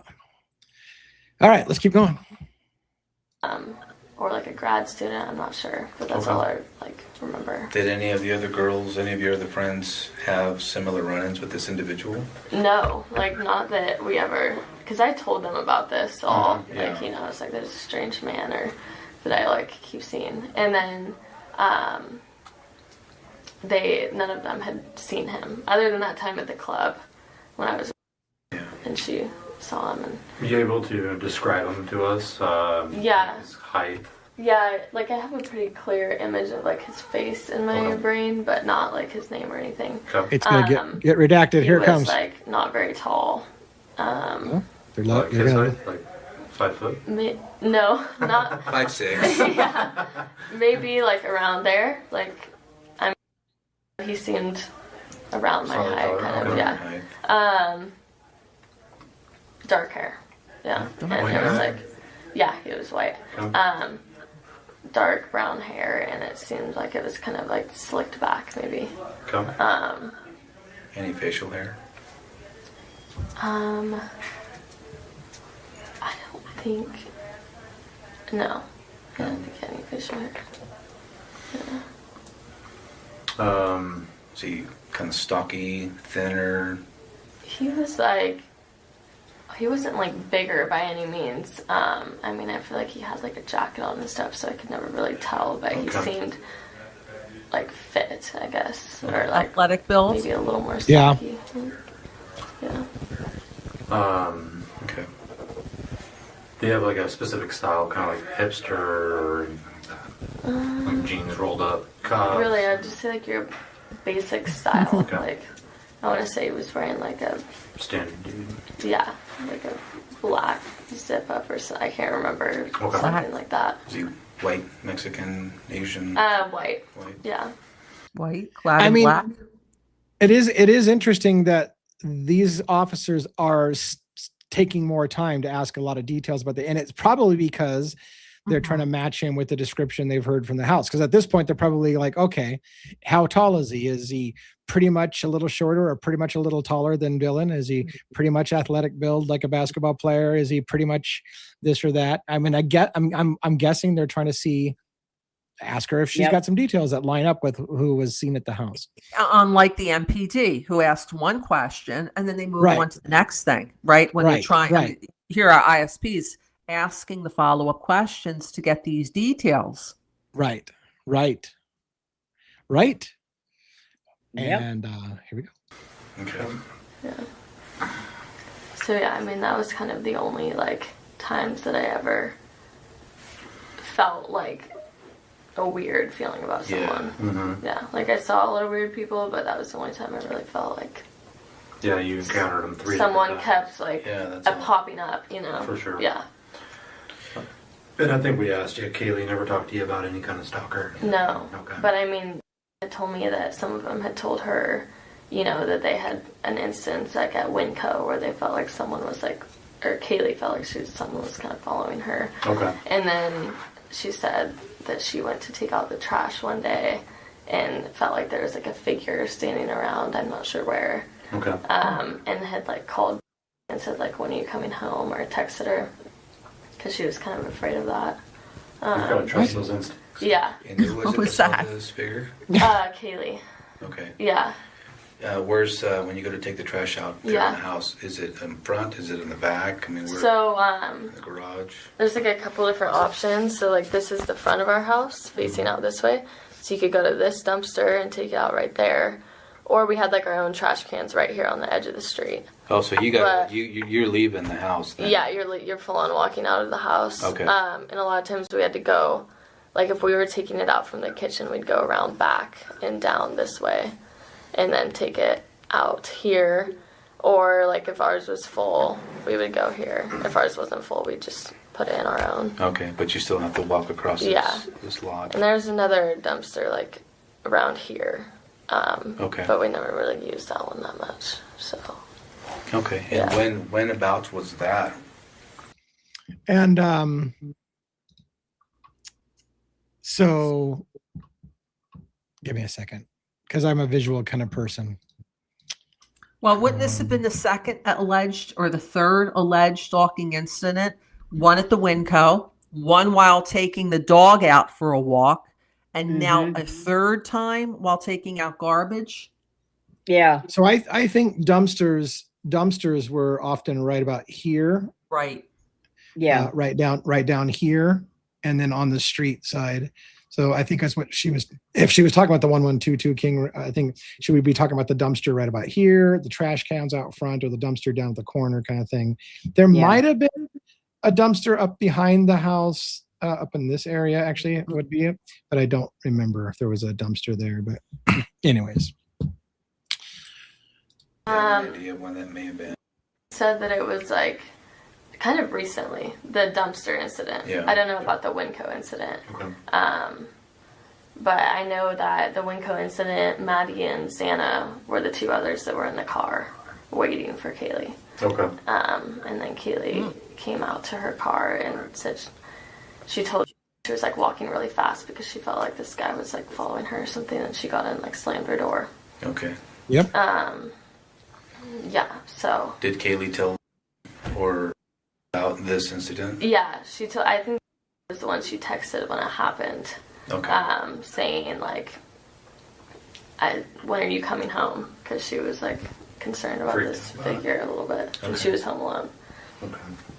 At the time, so, yeah. Kind of leading up, you weren't up at Moscow for game day, were you? This past game day? Last No. Saturday. Okay. Yeah. Do you know what the girls did? Did you hear about their day or their evening or anything? I heard about their day from Okay. primarily. I mean, I was seeing pictures all over and like on Snapchat and stuff. Okay. But said that like it was a really good day. Okay. And they all were having a lot of fun, and I think that they were hanging out at our house for a while maybe, and then it sounds like they were at the Whites, which are the apartments right here, like right in front of us. Okay. For a while. And then, you know, Xana and her boyfriend, and they're all not 21. Right. So I take it at some point they came back, and then Maddie and Kaylee decided to go to the club. Okay. The corner club. Yeah. Okay. And he told me that the last text he had from Maddie was saying that she was like waking up from a nap and that she was going to go to the club. Okay. So they went back out at whatever time it was. Okay. Yeah. Would you be willing to talk with us? Yeah. Okay. Yeah. Thanks, Amanda, for trying to look. I know Amanda was trying to look something up for us, but she's super sleepy, and so she's like, "I'm tired of looking." But thanks for you've already provided a lot of documents tonight, so thank you, Amanda. And Yes, we appreciate it. What do we got for time left on this thing? We got 26 minutes, about 40 seconds. Yeah, let's keep moving. I'm sure he'd be more than willing. I think that he actually went up to, Oh, okay. just to kind of spend some time because that's where his family's from. Right. But he is living down here now. Okay. So I think he's up there right now. And I had a question. So you heard obviously Xana and they're not 21, so they didn't go to the corner club. Yeah. Did you hear anything about anything that happened at the corner club? No, I mean, I've just been hearing from like talking to people. Okay. All just third hand. Kind of just like, yeah, but we were with some people last night. We went to the candlelight vigil that they had at Boise State, and we met up with some of Kaylee's best friends that actually lived in this house up here. Okay. And they said that they had seen them at the club and they were with them a little bit, but they all left pretty early. So they all left before Maddie and Kaylee had left. So they didn't really know like who they ended up hanging out with there or who they left with. Yeah. Did you talk to any of the girls that night on a text or? Oh, that night, no. Okay. Yeah. What about, did he? The last thing that he had for Maddie was pretty early in the night. Just when she texted him and said she was going back out. Okay. And they didn't call or anything that night. Okay. And actually was with all of like me and my friends downtown in Boise. Okay. We were all hanging out, and so probably till like 2 a.m. All right. Down there. So yeah. Was down here this last weekend? Yeah. Okay. He was down here with all of us. What's his last name?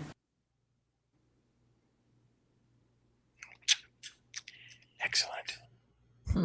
Do you have a contact number for him? Yeah, I do.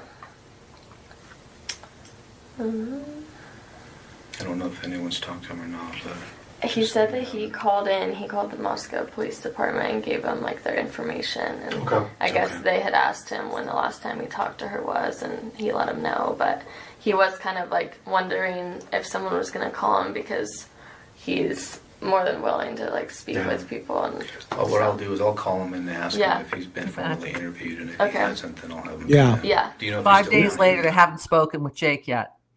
Yeah. Jake. Yeah, the Schroeder? boyfriend. I mean, that's who you speak with first, right? Yeah. he's right now. Okay. His number is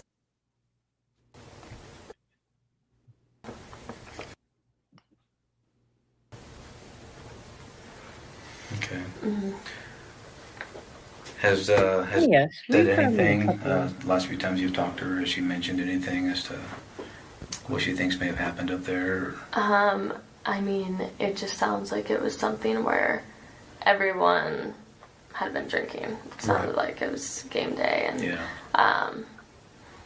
she said that like she's not exactly sure when Xana and Ethan got home, but she was with, and she said they were home like before Maddie and Kaylee got back.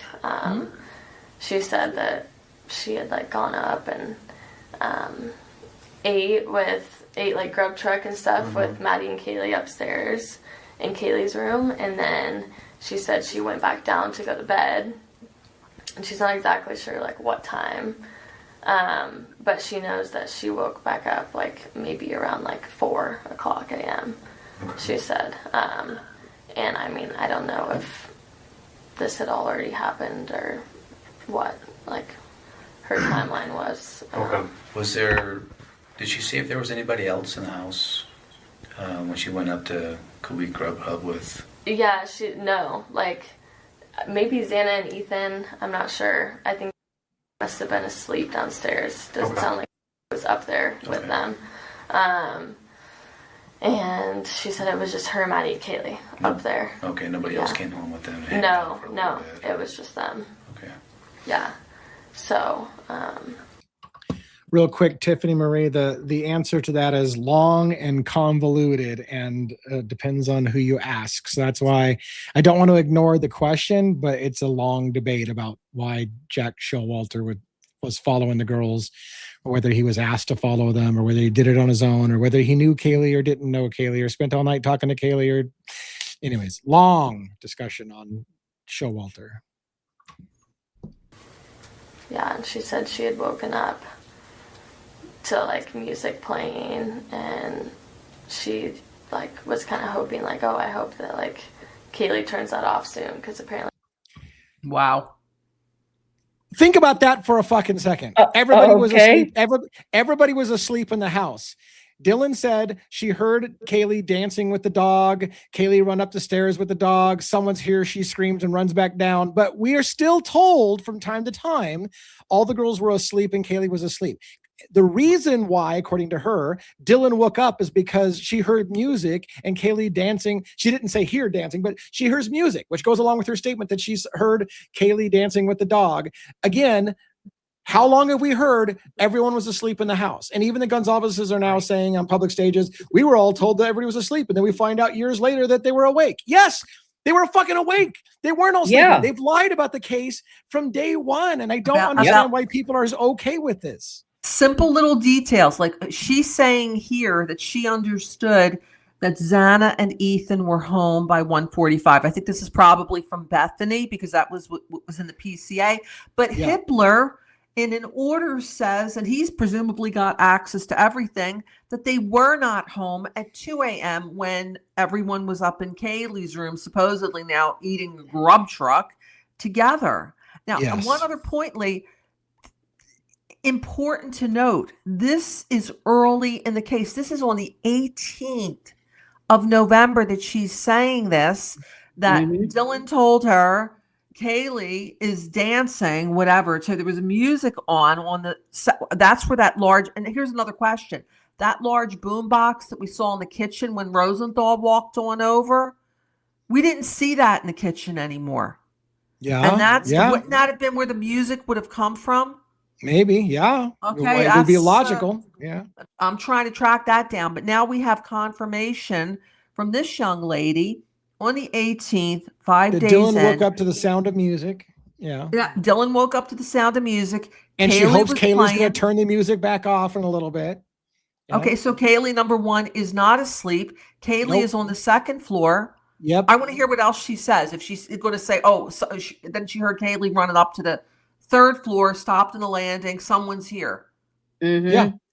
And again, I don't want to baffle us for forever, but just like you said, Kaylee was clearly on the second floor pretty much around 4 a.m. Right? Because this is what she's saying. Dylan said she woke up pretty much at 4 a.m. to music being played and Kaylee playing music, and she's hoping that Kaylee's going to turn the music off. That puts Kaylee on the second floor. Kaylee's blood's on the second floor. But people say, oh, well, that's transfer blood from upstairs because she was asleep in her bed. Or she was on the fucking second floor when something happened. So, Right. And why would she be on the second floor if we're told she was unalived in her bed? What did she do? She's listening to music. Then at some point she decides to go upstairs. She sees someone's here. What does she do? Then continues to go up to the third floor, jumps in the bed next to Maddie, and then gets unalived. Does that make any You're sense? like me. You're like, how logical sense is that? Someone's here. I think I'll jump into bed real quick with Maddie. And so I can get take one for the unalived team. too by the someone's Come here. on. Like, right. It doesn't make any sense. And they know it doesn't make any sense, but they're still acting like we're assholes for bringing up the questions. Exactly. All right. She could hear Kaylee and Murphy, which is her dog, Okay. like playing. Oh, okay. And then shortly after that, she said that she heard Kaylee say, like, she turned off the music and she said, I think someone's here or something. And then I don't care how many times I hear it. I can't stop getting mad about that everybody was asleep. This was a blitzkrieg attack on 4 sleeping, drunk, passed out college kids that didn't see it coming. They had no chance. That's why it could be done so quickly by one guy, because they were all asleep. And we know it's bullshit. So many people reported they were awake. So no matter how many times I hear it, I still get pissed off. You're still trying to put the narrative out that they were all asleep. This is ridiculous. Why hide these facts from the public? It sounds to me she was on the second floor at 4 a.m. or shortly thereafter, right about the time when suspect vehicle 1 is apparently parking out that back door, supposedly from what we're told. She's not asleep. And under what set of circumstances would it make sense for Kaylee to say someone's here, runs upstairs where the someone is, unless she's talking about someone on the second floor being here? Yeah. Yeah. You know, and it matters. It matters. And why would you put that out there before autopsies were done? The forensics team had completed their work. Why would you just spout this kind of horseshit before you knew what actually happened? Just because. Can I ask? And Kaylee was sitting up in bed, and they were dressed, so it wasn't like they were in their jammies or whatever. Or wait, maybe they were. I'm not sure. But either way, they obviously were not all asleep. So I got a question. I can't believe I've never asked this question before. I mean, I'm stunned. I've never thought of this question. Did someone flip on loud music to mask the sound of the murders? Did the music get turned on so that you wouldn't hear the screaming in the house? And is that because, you know, I always keep saying, like, I think this event started before 4 a.m. But if pretty much at 4 a.m. the sound all of a sudden comes on and everybody hears it around the neighborhood, loud music playing, was it to mask what was going on in the house? Well, I mean, it could very well be. It's the same principle as when we hear all those horrible screams at like 2:30 or so, 2:37, and then there's all that singing. I mean, which looks, you know, that singing is like they're trying to cover shit up. I can't tell you how many times I've heard that, and it's just Lee. And then we have to, you know, if I could add to that, just based on some research that I've done. I mean, like literally this week, there have been unconfirmed, but that large speaker that is found in the kitchen. Remember when Rosendahl walked over and he said he saw the speaker all the way from around the corner? That allegedly, supposedly, may be Hunter Chapin's speaker. All right, that's supposedly who it belongs to. Where was that speaker? How many times did we see the kitchen area and the rest of the? We never saw that speaker. Who removed the speaker? If she's listening to music, okay, possibly maybe she brought her computer downstairs and played her and then and then she's picking up her computer and go. But maybe it's coming from the speaker. Maybe they have a Bluetooth where they turn on the music from wherever they are. I will tell you this. Oh my God, so much is coming back to my head now. The audio that you hear 2:30 to something 3:30 in the morning, there's a period of time when you hear loud music start to be played. It was after all the screams, and I even commented when I first heard it, if there's a cleanup crew, did somebody turn on music while they were doing the cleanup of the thing? Like, did they? Because like it's the screaming and all the horrific shit is over, and then time passes, and then you hear music. What you don't hear though is pretty much music at 4 a.m. You don't hear the loud music at 4 a.m. And where I'm going with all that, and I know I'm going to confuse people, is the best lies are based on some form of truth. So music 100%. Probably was played at some point. But was music played at 4 a.m.? We don't hear it. When did you hear that music? When do I refresh my recollection? What time was it? It's around 3:30. Yeah, 2:33. In that area. Yeah, around 3 o'clock in the morning. 3. Oh, okay. Let's. Can we talk this out? Okay. So we hear music. I've heard it too. I just didn't remember when the timeline was. So if it's around 3 o'clock, when did Kaylee and Madison's phones go dark? Wasn't it around 3 o'clock? Minutes before 3. Yep. When did 2 o'clock is a dark hour. We've got that from Stacey Chapin, never been explained. The music we hear right around 3 o'clock, and maybe she's saying her testimony, and we're going back to Dylan, is she was upstairs at 2. Called the private driver. Are you still driving? He texted her back at 2:13. Then that was it. And then maybe she went downstairs. Maybe what she's hearing is not at 4. Maybe it's at 3. Maybe. Yes, because that's what I'm saying. The details are somewhat true, but the time has been moved. I do think music was played, but it wasn't at 4 a.m. I do think screams were heard, but it wasn't at 4 a.m. Those things happened. And the relative timeline of sequence may be the same, but it's all shifted away. It's like somebody needed to move it to 4 a.m. All the things did happen, probably very similar to that, but it happened earlier. And then they shifted the timeline to 4 a.m. because that's when they had Suspect Vehicle 1 showing up, and they were going to pin it on that person and Suspect Vehicle 1. So they had to move the whole timeline to the 4 a.m. time. So you still stick with the basic story, and you use speculation. I think it was like 4 a.m. because then you can't get somebody for perjury. Okay, so you're wrong. Maybe it was 3 o'clock, but you thought it was 4 a.m. You didn't flat out lie. You're just telling us what you think. I think it was around 4 a.m. Maybe it was around 3 a.m., but you're going to say, I think it was around 4 a.m. So could it have been earlier? I was trying to find the actual video. I did a talk through, remember, of the Jules's video, and I was going to play the audio for you when the music comes on and get the timing on it. That would be amazingly, because I think we're starting to break through here, possibly just talking through. And if people in chat have any thoughts, chime in. But okay, this young lady right here is set. This is the 18th, important because it is relatively close to the 13th, 5 days after. This isn't like 3 months later. Like some of these interviews happened in December or January. This is relatively close. So these events, this time is in her mind. She's saying that Dylan told her that she heard Kaylee playing with her dog. The music was on, and then someone's here. Could it have? So the question on the table is Lee's proposed, which I think there's a lot of substance behind it. And when he says that the best lies are those that are based in part on the truth, could these events have happened, but earlier in the evening than the MPD, the ISP, the state of Idaho want the public to buy, because they have to fit a timeline. This timeline of between 4:07 and 4:20 has to be adhered to no matter what. Right. Yep. I'm trying to find that freaking video, and apparently I don't remember what I titled it, but I know it was like around December 8th, give or take December 8th.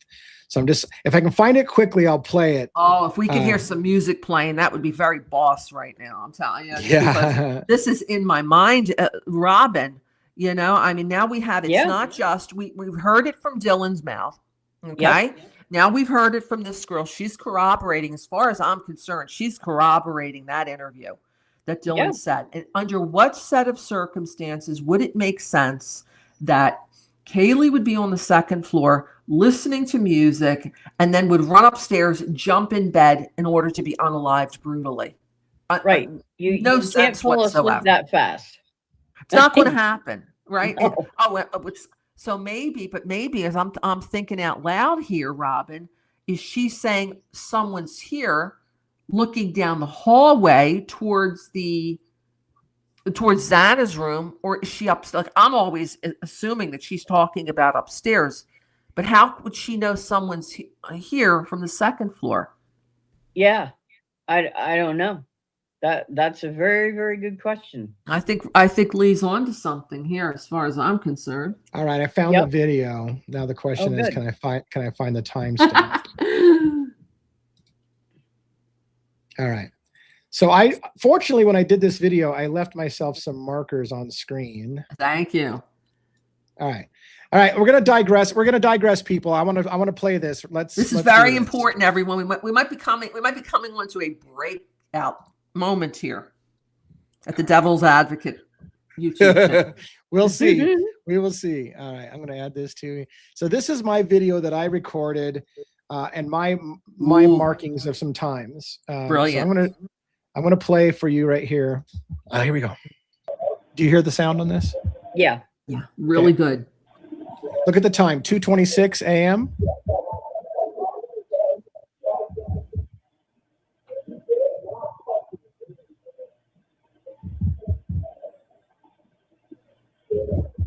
Now, this isn't going to be the music. This is going to be the start of the screams.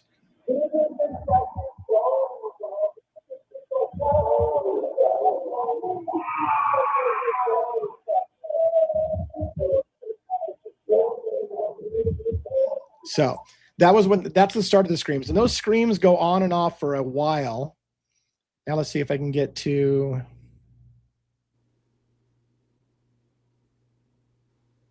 Yeah, listen to that. Just for people who haven't heard this for a while, listen to this.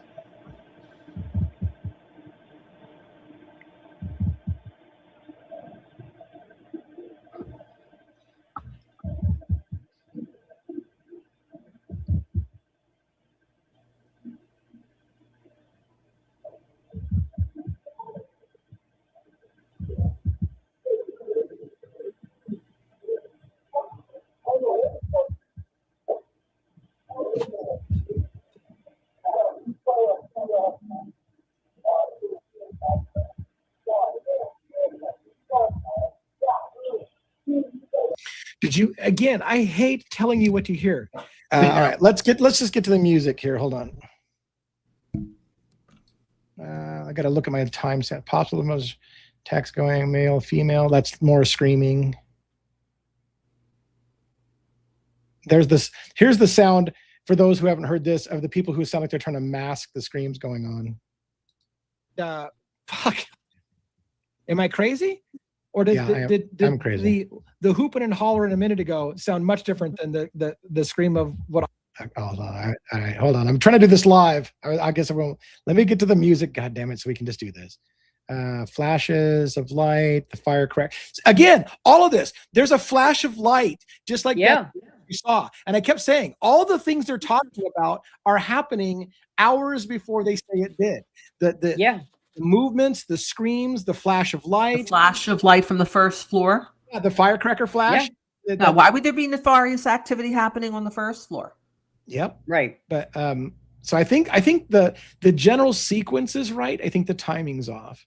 There's still, according to this, still attacks going on right here. Okay, everyone in chat, we need your help here. Attacks still going on. Okay, hold on. Brian Koberger's car is alleged. So after I pointed out in this video, after all these screams, that's when they say Brian Koberger started his trek. Like all of these screams were happening before Brian Koberger even left Pullman. So that leaves a problem for them. Person. Okay, hold on. Let me find the music for fuck's sake. Female, more screaming. Porch light on the house. Da, da, da. There it is. Bass or a beat of loud music playing. Okay. Let's play this. The time is cars and leaving the scene. 3:15 in the morning. The attack 3:15. now just for the cleanup. And unfortunately, Which also explains unfortunately, I need to tell you, I had a failing hard drive on my computer desk when I did this video, and it would the sectors on the disk would keep going thump thump thump thump. It was, and I didn't notice it was vibrating. So a lot of people said, "Could you stop the fucking beating heart sound on the thing?" That's a failing hard drive. I didn't know what was going on. So unfortunately, it's all over this video, and everybody's pissed all over it. But just listen for the music and the timestamp that I point out. more than 8 hours of delay to clean up the crime scene, to make sure it's fully clean. So you've got cleaners, maybe professional cleaners, cleaning up the crime scene, making sure that they're going to get away with this. Hell, maybe even planting evidence to make sure that somebody else goes down for it. Now, yes, you will think maybe on first blush that I'm making this up. You hear what sounds like, at first I thought it was a cell phone kind of vibrating, like I thought it was my own cell phone vibrating on the table. It's got that sound to it, the ver, ver. But you'll hear it very, very distinctly if you listen carefully enough. There is music playing. There's a bass beat going on in the background. And so if you listen carefully, and that's not the thump again, thump you hear. If I let my overactive imagination go get away with me, they're now playing music in the house of the crime scene during cleanup. Maybe they're chilling and relaxing and cleaning up the crime scene to music. Is that crazy? Or covering Maybe. up screens. The other possibility is what they just told us, the official story. Kaylee was dancing to music just before the attacks. So this would be approaching closer to the time of the attacks. Dylan said Kaylee was dancing to music, dancing with the dog, went up the stairs. And so could this be the music we're hearing from 1122 King Road residents? And and all of those screams have some other fucking explanation. It's kind of funny going back and watching myself. This is a really old video of mine where I said, what if Kaylee dancing with the dog was at 3:15, not 4 something in the morning? And it changes the whole timeline. And I was saying that a long time ago. But anyways, let's keep listening. Their explanation, it makes total sense. People screaming and everything doesn't have anything to do with people getting murdered. Kaylee's still alive, dancing around to music, having a good time at the house behind us. That's another possibility we must consider with the music that you're hearing. And again, you won't hear much of the music. You'll hear more of the bass beat. But I believe you're hearing music. My hard drive is getting in the way of it.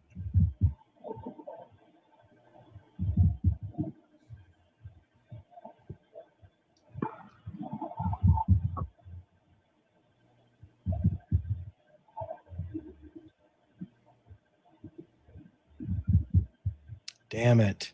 It's hard to hear. See, I have noise canceling headphones on this video.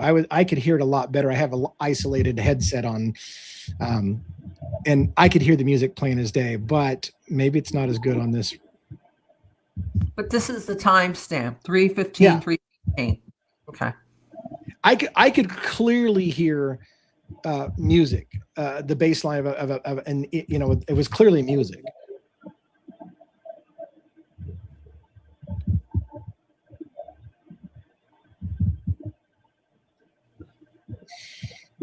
Damn it. It doesn't come off so good in here. No, what's more important is we need the timestamp. So it's 3:15, 3:16, 3:17. Yeah, right around in there. Because I do have the raw videos on my other computer. Which is good because the raw video will not have my stupid hard drive thumping in there. Now that we have the confirmation from the other friend Right, on the we can- 18th of which she was told 5 days, We can maybe check not it 5, out. 5 days would have been the day of the on the livings. Maybe she was told this, 2 days before. She's saying that she was speaking with Dylan frequently during this time. Yeah.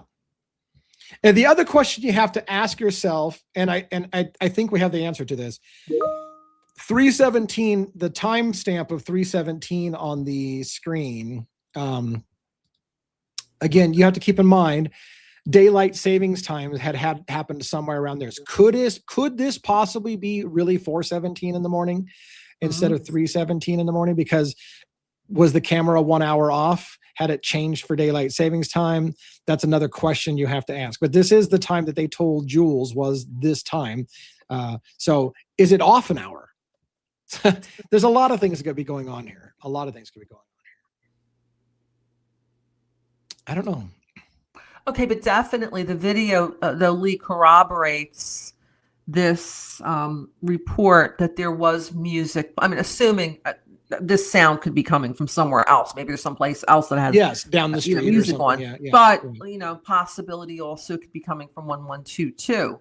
So it seems to corroborate what we've heard Dylan tell the cops during an interview, and now we've heard what this young lady, I forget her name, I'm sorry, told the ISP on the 18th that Kaylee was downstairs on the second floor listening to music, is what Dylan thought. Of course, her door is closed, she's in bed, and thought she was playing with the dog. You remember way back when we heard that story, Kaylee was playing with the dog, and she opened the shut the F, whatever.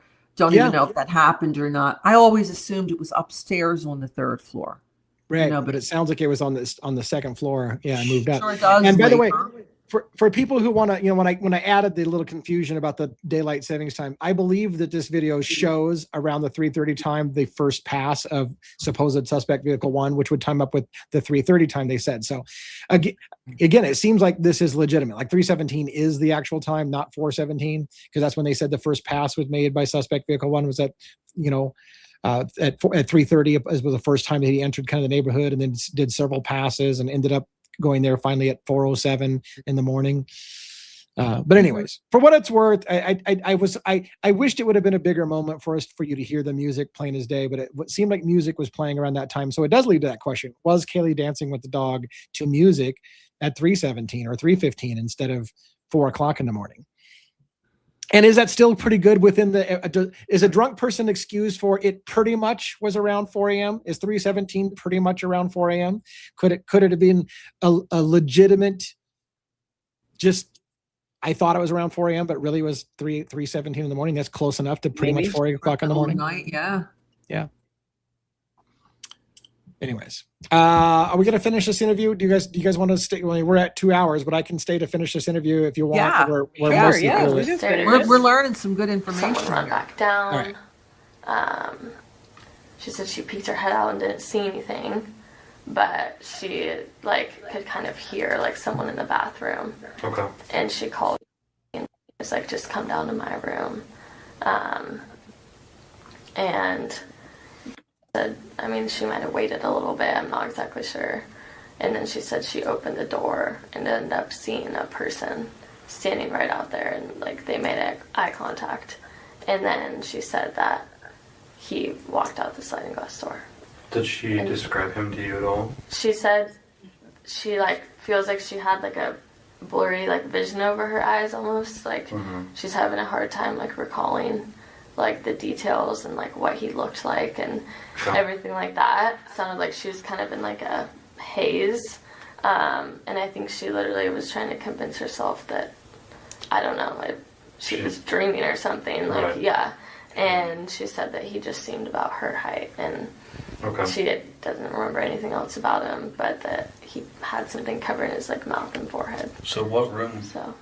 So she was in room when she saw this? She was in her room still. Okay. Which was old room, so it was right off the kitchen. So it's on the main floor? Yeah, main floor. Okay. Mm-hmm. And then right after that, she had just ran straight down to the room, and they locked themselves in there. Yeah. Did she ever give you a time frame of when this was? She said the only time she's for sure about was she looked at her phone when she heard the music playing, and it was 4 a.m. Okay. So, yeah. Which means they weren't asleep. Mm-hmm. Well, and it means this. Listen. The killer didn't leave the house till 4:17. But according to her, she's already run downstairs and she's with Bethany. She already saw the person leave. And then when she checks her phone, if I heard it right, she says it's 4 a.m. Mm-hmm. So again, that would put all of that happening before 4 a.m. Sure would. unless she just said it wrong. But if the way I heard it was correct, Dylan ran down to Bethany's room and then checked her phone, and it was 4 a.m. Well, and remember, I mean, these details are coming very soon after the event. And usually when something is said soon after something happens, it's more reliable than because memory starts to slip as you go down and people keep your memory and changing the story and So I want to hear that one more time from her about did she say Dylan didn't check the phone until she went down to Bethany's room and then it was 4 a.m. because that puts everything happening before 4 a.m. So let's go back. I just want to hear it myself. Did I hear it wrong? I'm going to go back a little bit more. Okay. Yeah, main floor. Okay. Mm-hmm. And then right after that, she had just ran straight down to the room, and they locked themselves in there. Yeah. Did she ever give you a time frame of when this was? She said the only time she's like for sure about was she looked at her phone when she heard the music playing, and it was 4 a.m. Okay. When she heard the music playing. Okay. It was 4. So it's not after she went down to Bethany's rooms. When she woke up, she heard music. She's flat out saying, I looked at the clock when I heard the music and it was 4 a.m. So she's not pretty much remembering it at 3:17 as 4 o'clock. She's saying, I woke up to music and I looked at my phone and it was 4 a.m. So that makes it sound like she's locked it down, right? That the music started playing at 4 a.m. But I'm telling you what, you don't hear music at 4 a.m. on this camera. You don't hear loud music and stuff like that. So I don't know about that, but there's shit that's just wrong. Yeah, I don't know. Let's keep going. So, yeah, it sounds like the only for sure time. I don't know. Okay. Yeah. Do you know of any of the girls' boyfriends or anything like that? You know all the girls really closely, but do you know their spouses or boyfriends, whatever? In the house? Yeah. I just know really well Maddie's boyfriend. Kaylee, I know that she had a boyfriend for like years. And they left off on like good terms. Like knew more about that than me. Okay. But she told me that they had left off on good terms and like it was.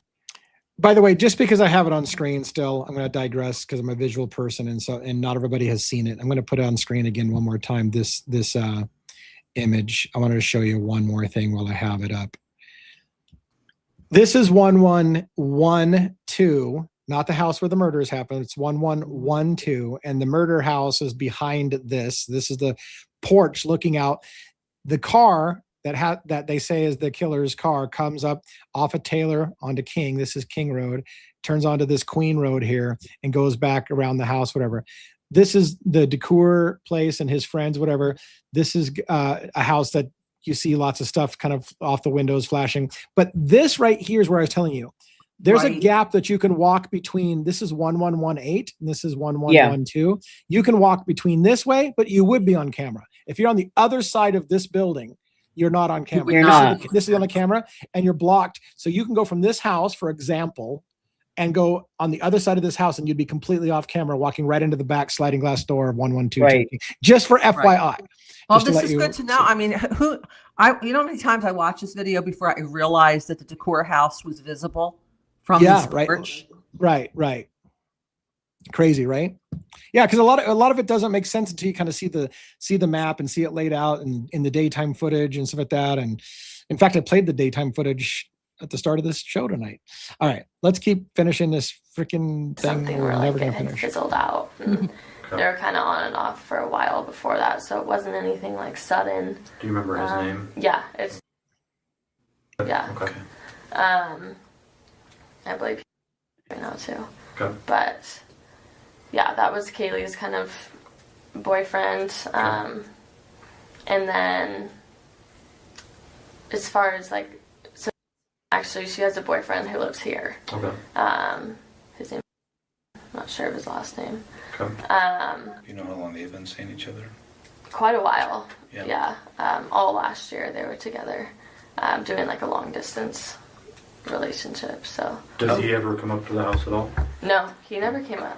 Yeah, I never saw him up at U of I. I've seen him down in Boise before, but Okay. never up at U of I. So. Okay. You know who they're talking about?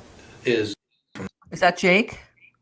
They had a long distance, but we've seen I- pictures of him, in I thought it was Dylan's at a restaurant. boyfriend. Yeah, I think it's Dylan's boyfriend. I think they're talking about Quinn. Oh, Quinn, that yeah. makes more sense. Gotcha. Yeah. I was Okay. thinking Dylan's boyfriend, but I know he is from the Boise area. For And sure. Jake, I mean, he's been photographed with Maddie in restaurants, the Breakfast Club or whatever that was. At least Yeah, so on he's one up there, occasion. but not Quinn. Yeah. Quinn, yeah. People in chat are confirming that they believe it's Quinn as well. All right, let's keep going. in this area? Yeah. Oh, so they must have met down here then. Yeah, they did from high school. Okay. Yeah. Okay. They were a couple years younger than me. I think maybe even 3 years younger. Yeah, but Okay. What about she had? she's from, and she didn't have any like boyfriend going on Okay. at the time. She Who? was probably talking to people, Right. but nothing serious with Okay. anyone. And last year, nothing serious either with anyone. So, Okay. Okay. Yeah. As far as, I mean, I know it's a college campus, so you guys Yeah. are drinking. Weed's pretty easy to access with where you guys Yeah. are at. Is there anything else going on in that house as far as drug wise? No, like No. we were not people to really be doing drugs, and Nice. all of them. Not that we give a shit. or Yeah, anything, no, so- and like none of them either. That's Okay. why, like, when we started hearing like the rumors about like, oh, it was a drug overdose, like that's kind of what people were saying at first. We were just like, no way, like. How did a quadruple homicide turn into a rumor of a drug overdose? I'm just curious about that. If you go back to the early days, wasn't Mrs. G told by, I don't know, her, a cousin or something, Yeah, that yeah, the mass pew pew, and yeah. Somebody shot up the place. Yeah. Uh Mhm. huh. Uh huh. Yeah, Yeah. yeah. But that's Yeah, it still was how's her- how's it that was her how's that niece, an yeah. overdose? Yeah, Well, I don't it know. was an I don't know. unconscious person. There was a call for an unconscious person. Maybe That's that's right. how it got started. That's true. That's true. All right, let's keep going.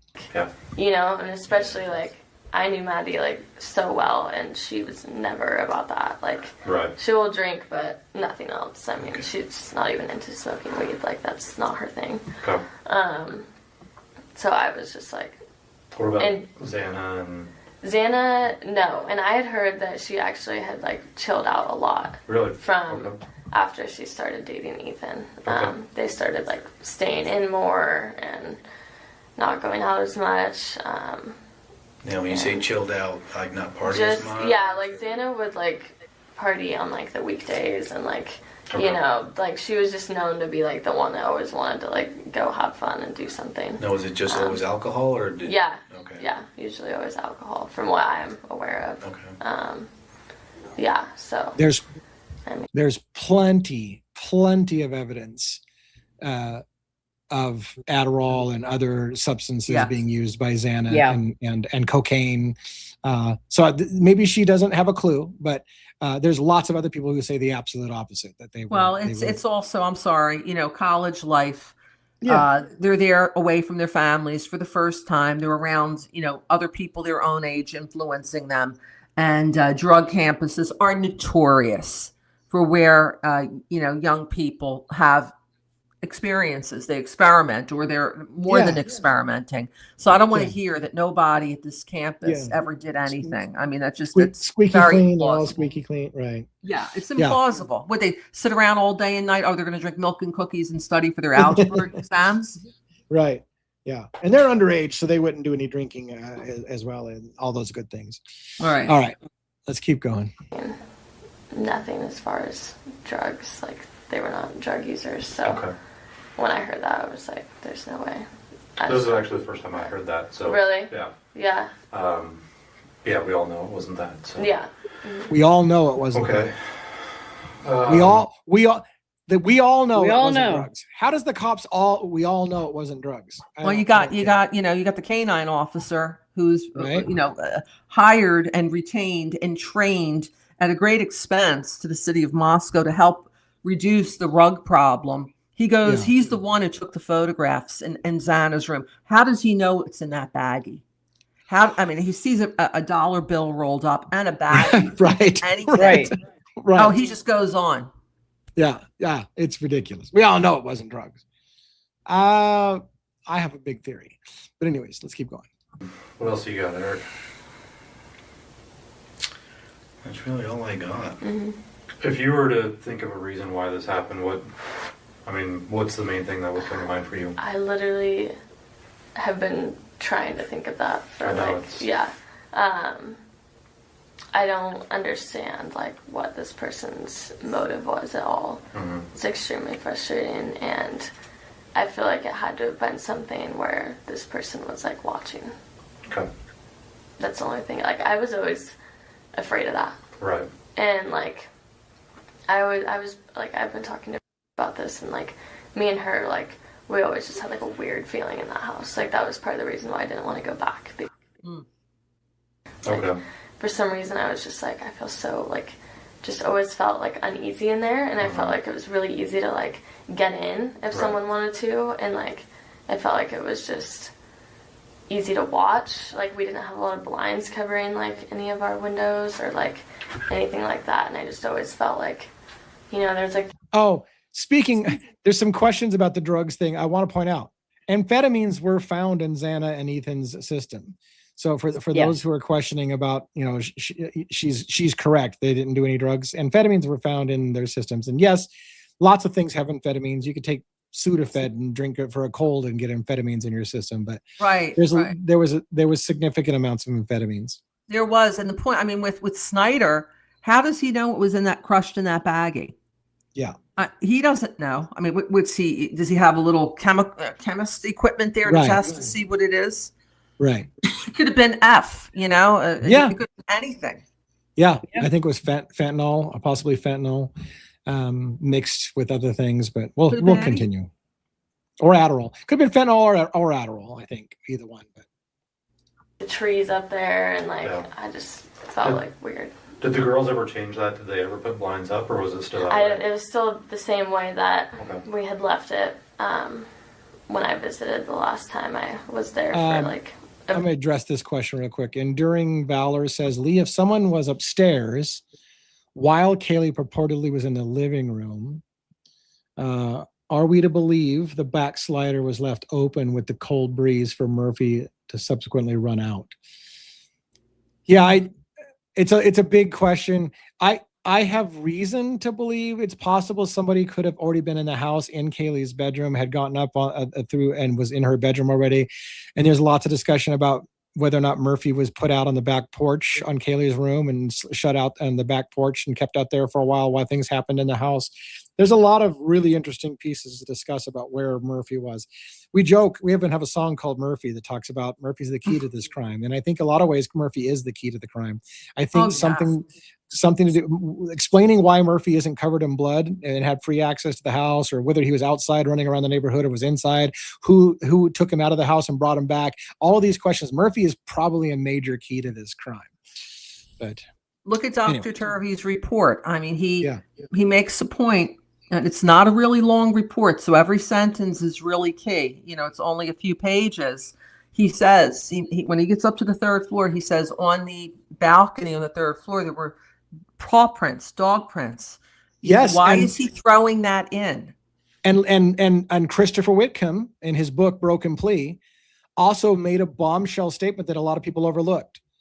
Dylan Mortenson's phone records climbing flights of stairs after she went down with Bethany, and he says she went up to let Murphy back in.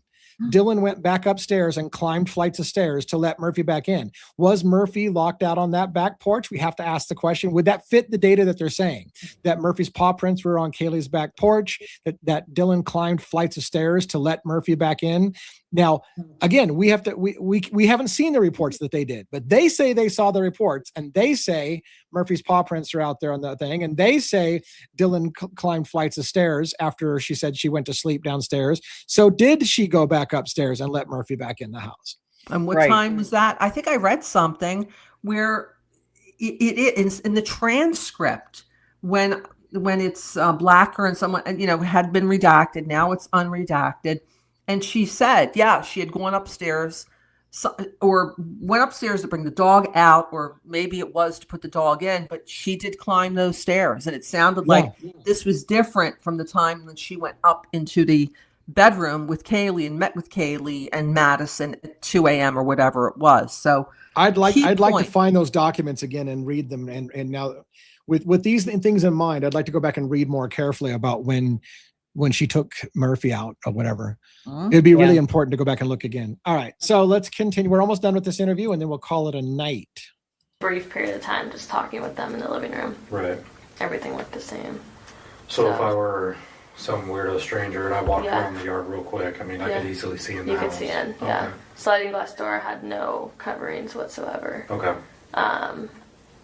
Even told me that, like, for a while it was broken, so you could lock it, but then you could just jiggle it up, and I guess it would unlock itself. Oh, really? Yeah. Okay. And then our door code, I know, like, that, like, if you had the door locked, then you'd have to put the code in, but if you didn't have the door deadbolted, then you would just be able to open it. And, like, for a while, the front door was broken, and so we literally, anyone could have gotten in, but we just, I don't know, just you never think that it's actually going to happen. So, right. Yeah. Okay. Well, you've got Eric's number, right? Yeah. Yeah, I'll give you my card just so you have my email address as well. Yeah. And yeah, if you come across any information that you think we need to know, feel free to just give us a call. And we'll talk to you immediately. Yeah. Do you know of somebody else that you think we should talk to that might have more information? I've been trying to think. I mean, I'm not sure like who you guys have talked to from U of I yet. But they, I've talked to a lot of people, but if you tell us the name, we can tell you, we've heard talked to. Yeah, I mean, I would definitely give a call. I don't know if he has like much information. Like he's really just feeling like out of the loop also. Right. I mean, I talked to some of the girls. I don't know if you've talked to like. She was one of. Yes. Yeah. Yeah, I was with her last night. We were just kind of talking about it. It sounds like she's just not really sure either. Yeah. They also told me that they can usually always hear everything from that house and heard nothing. Yeah. So. Yeah, it sounds like the backyards actually, they share a backyard. Yeah, so, like it. Yeah. They pretty much like face each other, the backs of the houses. And keep that in mind. She's just saying people who live nearby pretty much always hear things at the house. So for those people who don't think that the sounds happening at 1122 could get picked up at the 1112 kick, that's what she said. People always hear sounds from 1122 or 1122. So yes, the camera on 1112 could hear sounds from 1122. That whole thing is like a bouncing bowl of sound. So anyways, we're almost done. It's just like, I don't know, unbelievable. I don't think any of us know what to think of it. I'm not sure if this person, like, was maybe stalking us when we were living there. Like, that's the scary thought, I guess. Yeah. Yeah, you never know. I mean, this could have been, he could have been doing this for years if it was that type of thing. Yeah. And then finally just got the courage and... It's pretty obvious to tell that it's, like, a house full of girls, too. It's kind of what we were always, like, a little bit afraid of. Yeah. But, yeah. Okay. Yeah. Well, I think we can end it. This concludes this interview. The time is 4:24 p.m. All right. Thank you. There you go. Learned a lot. It did. Yeah, it started out really shitty, and I didn't think we were going to learn anything, and then a whole bunch was packed into that last 10 minutes of the interview. So glad we stuck with it. And maybe we bounced a lot of ideas around that there's certainly questions to ask. When did the music start playing? Was it pretty much 4 a.m.? Was it earlier? Was the music turned on to mask anything? Or is that when after the murders? Like all those questions are important. And I realize, according to Moscow Police Department and Idaho State and everybody out there in the public, we already know exactly what happened. But I feel like there's still a million problems with the case. I think we have maybe just the surface of what happened. I I think that unfortunately this case was highly sealed from the beginning. I don't know why. You know, it's almost like this was a huge, importance to national security rather than, and unfortunately it happens every day, but there are mass unalivings that happen every week in the United States. And those cases are not sealed like this one is. And it's because of the secrecy that almost 4 years later, we still don't know when Ethan and Xana got home. I mean, just something that critical. And, Kaylee is on the second floor, right before or as the crimes are happening. How? And you're going to, they told us at the beginning, they were all in their rooms or asleep. Yeah. You by the time they gave those, they know exactly what happened because they had done the interviews already. Why are you turning things around? And like not you said, telling the public the truth. The biggest problem is if several people who say it, if several people were right, maybe it's all coming from Dylan, so maybe there is a common source from it. But if Kaylee was awake and Kaylee was on the stairs and Kaylee said somebody's here, why would Kaylee go climb into bed with Maddie? So you have a major problem. Why would, because the story is Kaylee never got out of bed. She was killed in bed where she never got out of bed. So why do you go climb into bed with somebody when you think there's some intruder in the house and you're yelling to people that there's somebody here? I don't make logical sense unless it doesn't. She, unless she went to go cuddle with Maddie to hide from somebody in the house, kind of thing. But it still leaves a lot of. If someone's here, if someone's, let's assume for a second. I know it's bad that she's gotten to the landing. All right, and she can see upstairs. She can see upstairs from that landing area in that little hallway between her room and Madison's room. She sees someone there. Someone's here. The only way I can think that possibly she'd continue climbing those stairs is if she was brought up there or forced to go up there. And then that just destroys the one, lone wolf theory. It just destroys it. Is she talking about someone on the second floor when she's saying someone here? Right. And as somebody pointed out, if she saw somebody was there and then turned around and ran into another, listen carefully. If she sees someone there and she says, someone's here, and she turns around and someone else runs into her at that moment and says, it's okay, I'm here to help. Did that person walk her back up to the room? You have to wonder, is there more than one person there? Did the person who say I'm here to help is a different person than the person she saw? I don't know. No, I mean, the official story just, if it's not blown out of the water by now, I think that we're just asleep at the wheel. It's just nothing makes sense. That this was an event that happened within 4 to 5 minutes. He didn't drop a ton of DNA. He didn't take a ton of DNA with him. No. He was able to perpetrate this vicious level of repeated. It's not like he was 3 feet or 10 feet or 30 feet away and discharged a firearm, which I could see be done inside of 4 or 5 minutes. This was close. Mm-hmm. It was personal. He's climbing on the bed to get to one to the other, or she, whatever the case may be. Then goes downstairs, proceeds to run across the hall, does another 30 to 40 wounds, fighting with Xana, and then how? No, it does not make any sense to me. I know some people want to say it totally could happen, and you have Cy come on and say, I've worked plenty of scenes. It totally could happen, but I don't buy it. I don't buy somebody bludgeons someone to death, stabs somebody that many times, and is not coated in blood and dragging that blood all through the house to both crime scenes. And I don't buy Cy Ray's bullshit that there is cross-contamination between the scenes, but somehow, it doesn't make sense. It doesn't. And you're I'm sorry, Robin. Oh, no, I was just going to say, I mean, with the number of wounds alone, it is going to take you a while, especially when you are struggling with these people. Yeah. And like I keep saying, they were very athletic, healthy, strong individuals. None of them were weaklings. Yeah. So, I mean... And then Turvey says that Xana and Ethan were addressed simultaneously, which makes a heck of a lot more sense than Xana is going to be going through this struggle with this ferocious struggle inches away. I don't care how inebriated he was. He had to have heard, and he's going to just sit there and watch her Or Right. she's Yeah. going to sit there and watch him and not jump on his back or run out of the room or call 911. Something. I Right. Yeah, that sounds, I mean, that's even where the two perp theory makes a lot more sense, is because of what happened on that second floor. And then you see the clumps of hair. Lee, we saw the picture. I think Amanda got it, and she was able to. It was on another channel after yours last night. You see that clump of hair on the floor. Yeah. It's as scary. Yeah. as Oh yeah. heck. It's a big It's clump of hair, scary. and it's a Yep. decent clump of hair on the bed frame.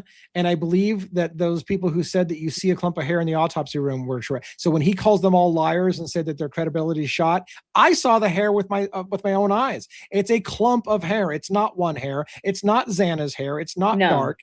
By the way, as a food for thought, but I know we're trying to get out of here. Well, I'm trying to get out of here, but did you hear Lana from Truth and Transparency says that Cy Ray wants to go on her show now? Oh, Cy Ray I just wish. said with the Custody Queens, I'll never do another interview. This is the only one you're going to get. I'm not doing another one. And then I had somebody actually send me the screenshot from Lana saying, I'm on the phone with Cy, and Cy wants to do an interview to get her to do it right. Like, what the fuck? He just said he wasn't going to do another. I don't even know what Well, game is Cy Ray playing? Why would he even go I on don't Lana's know. show? It makes I no don't sense to know. me.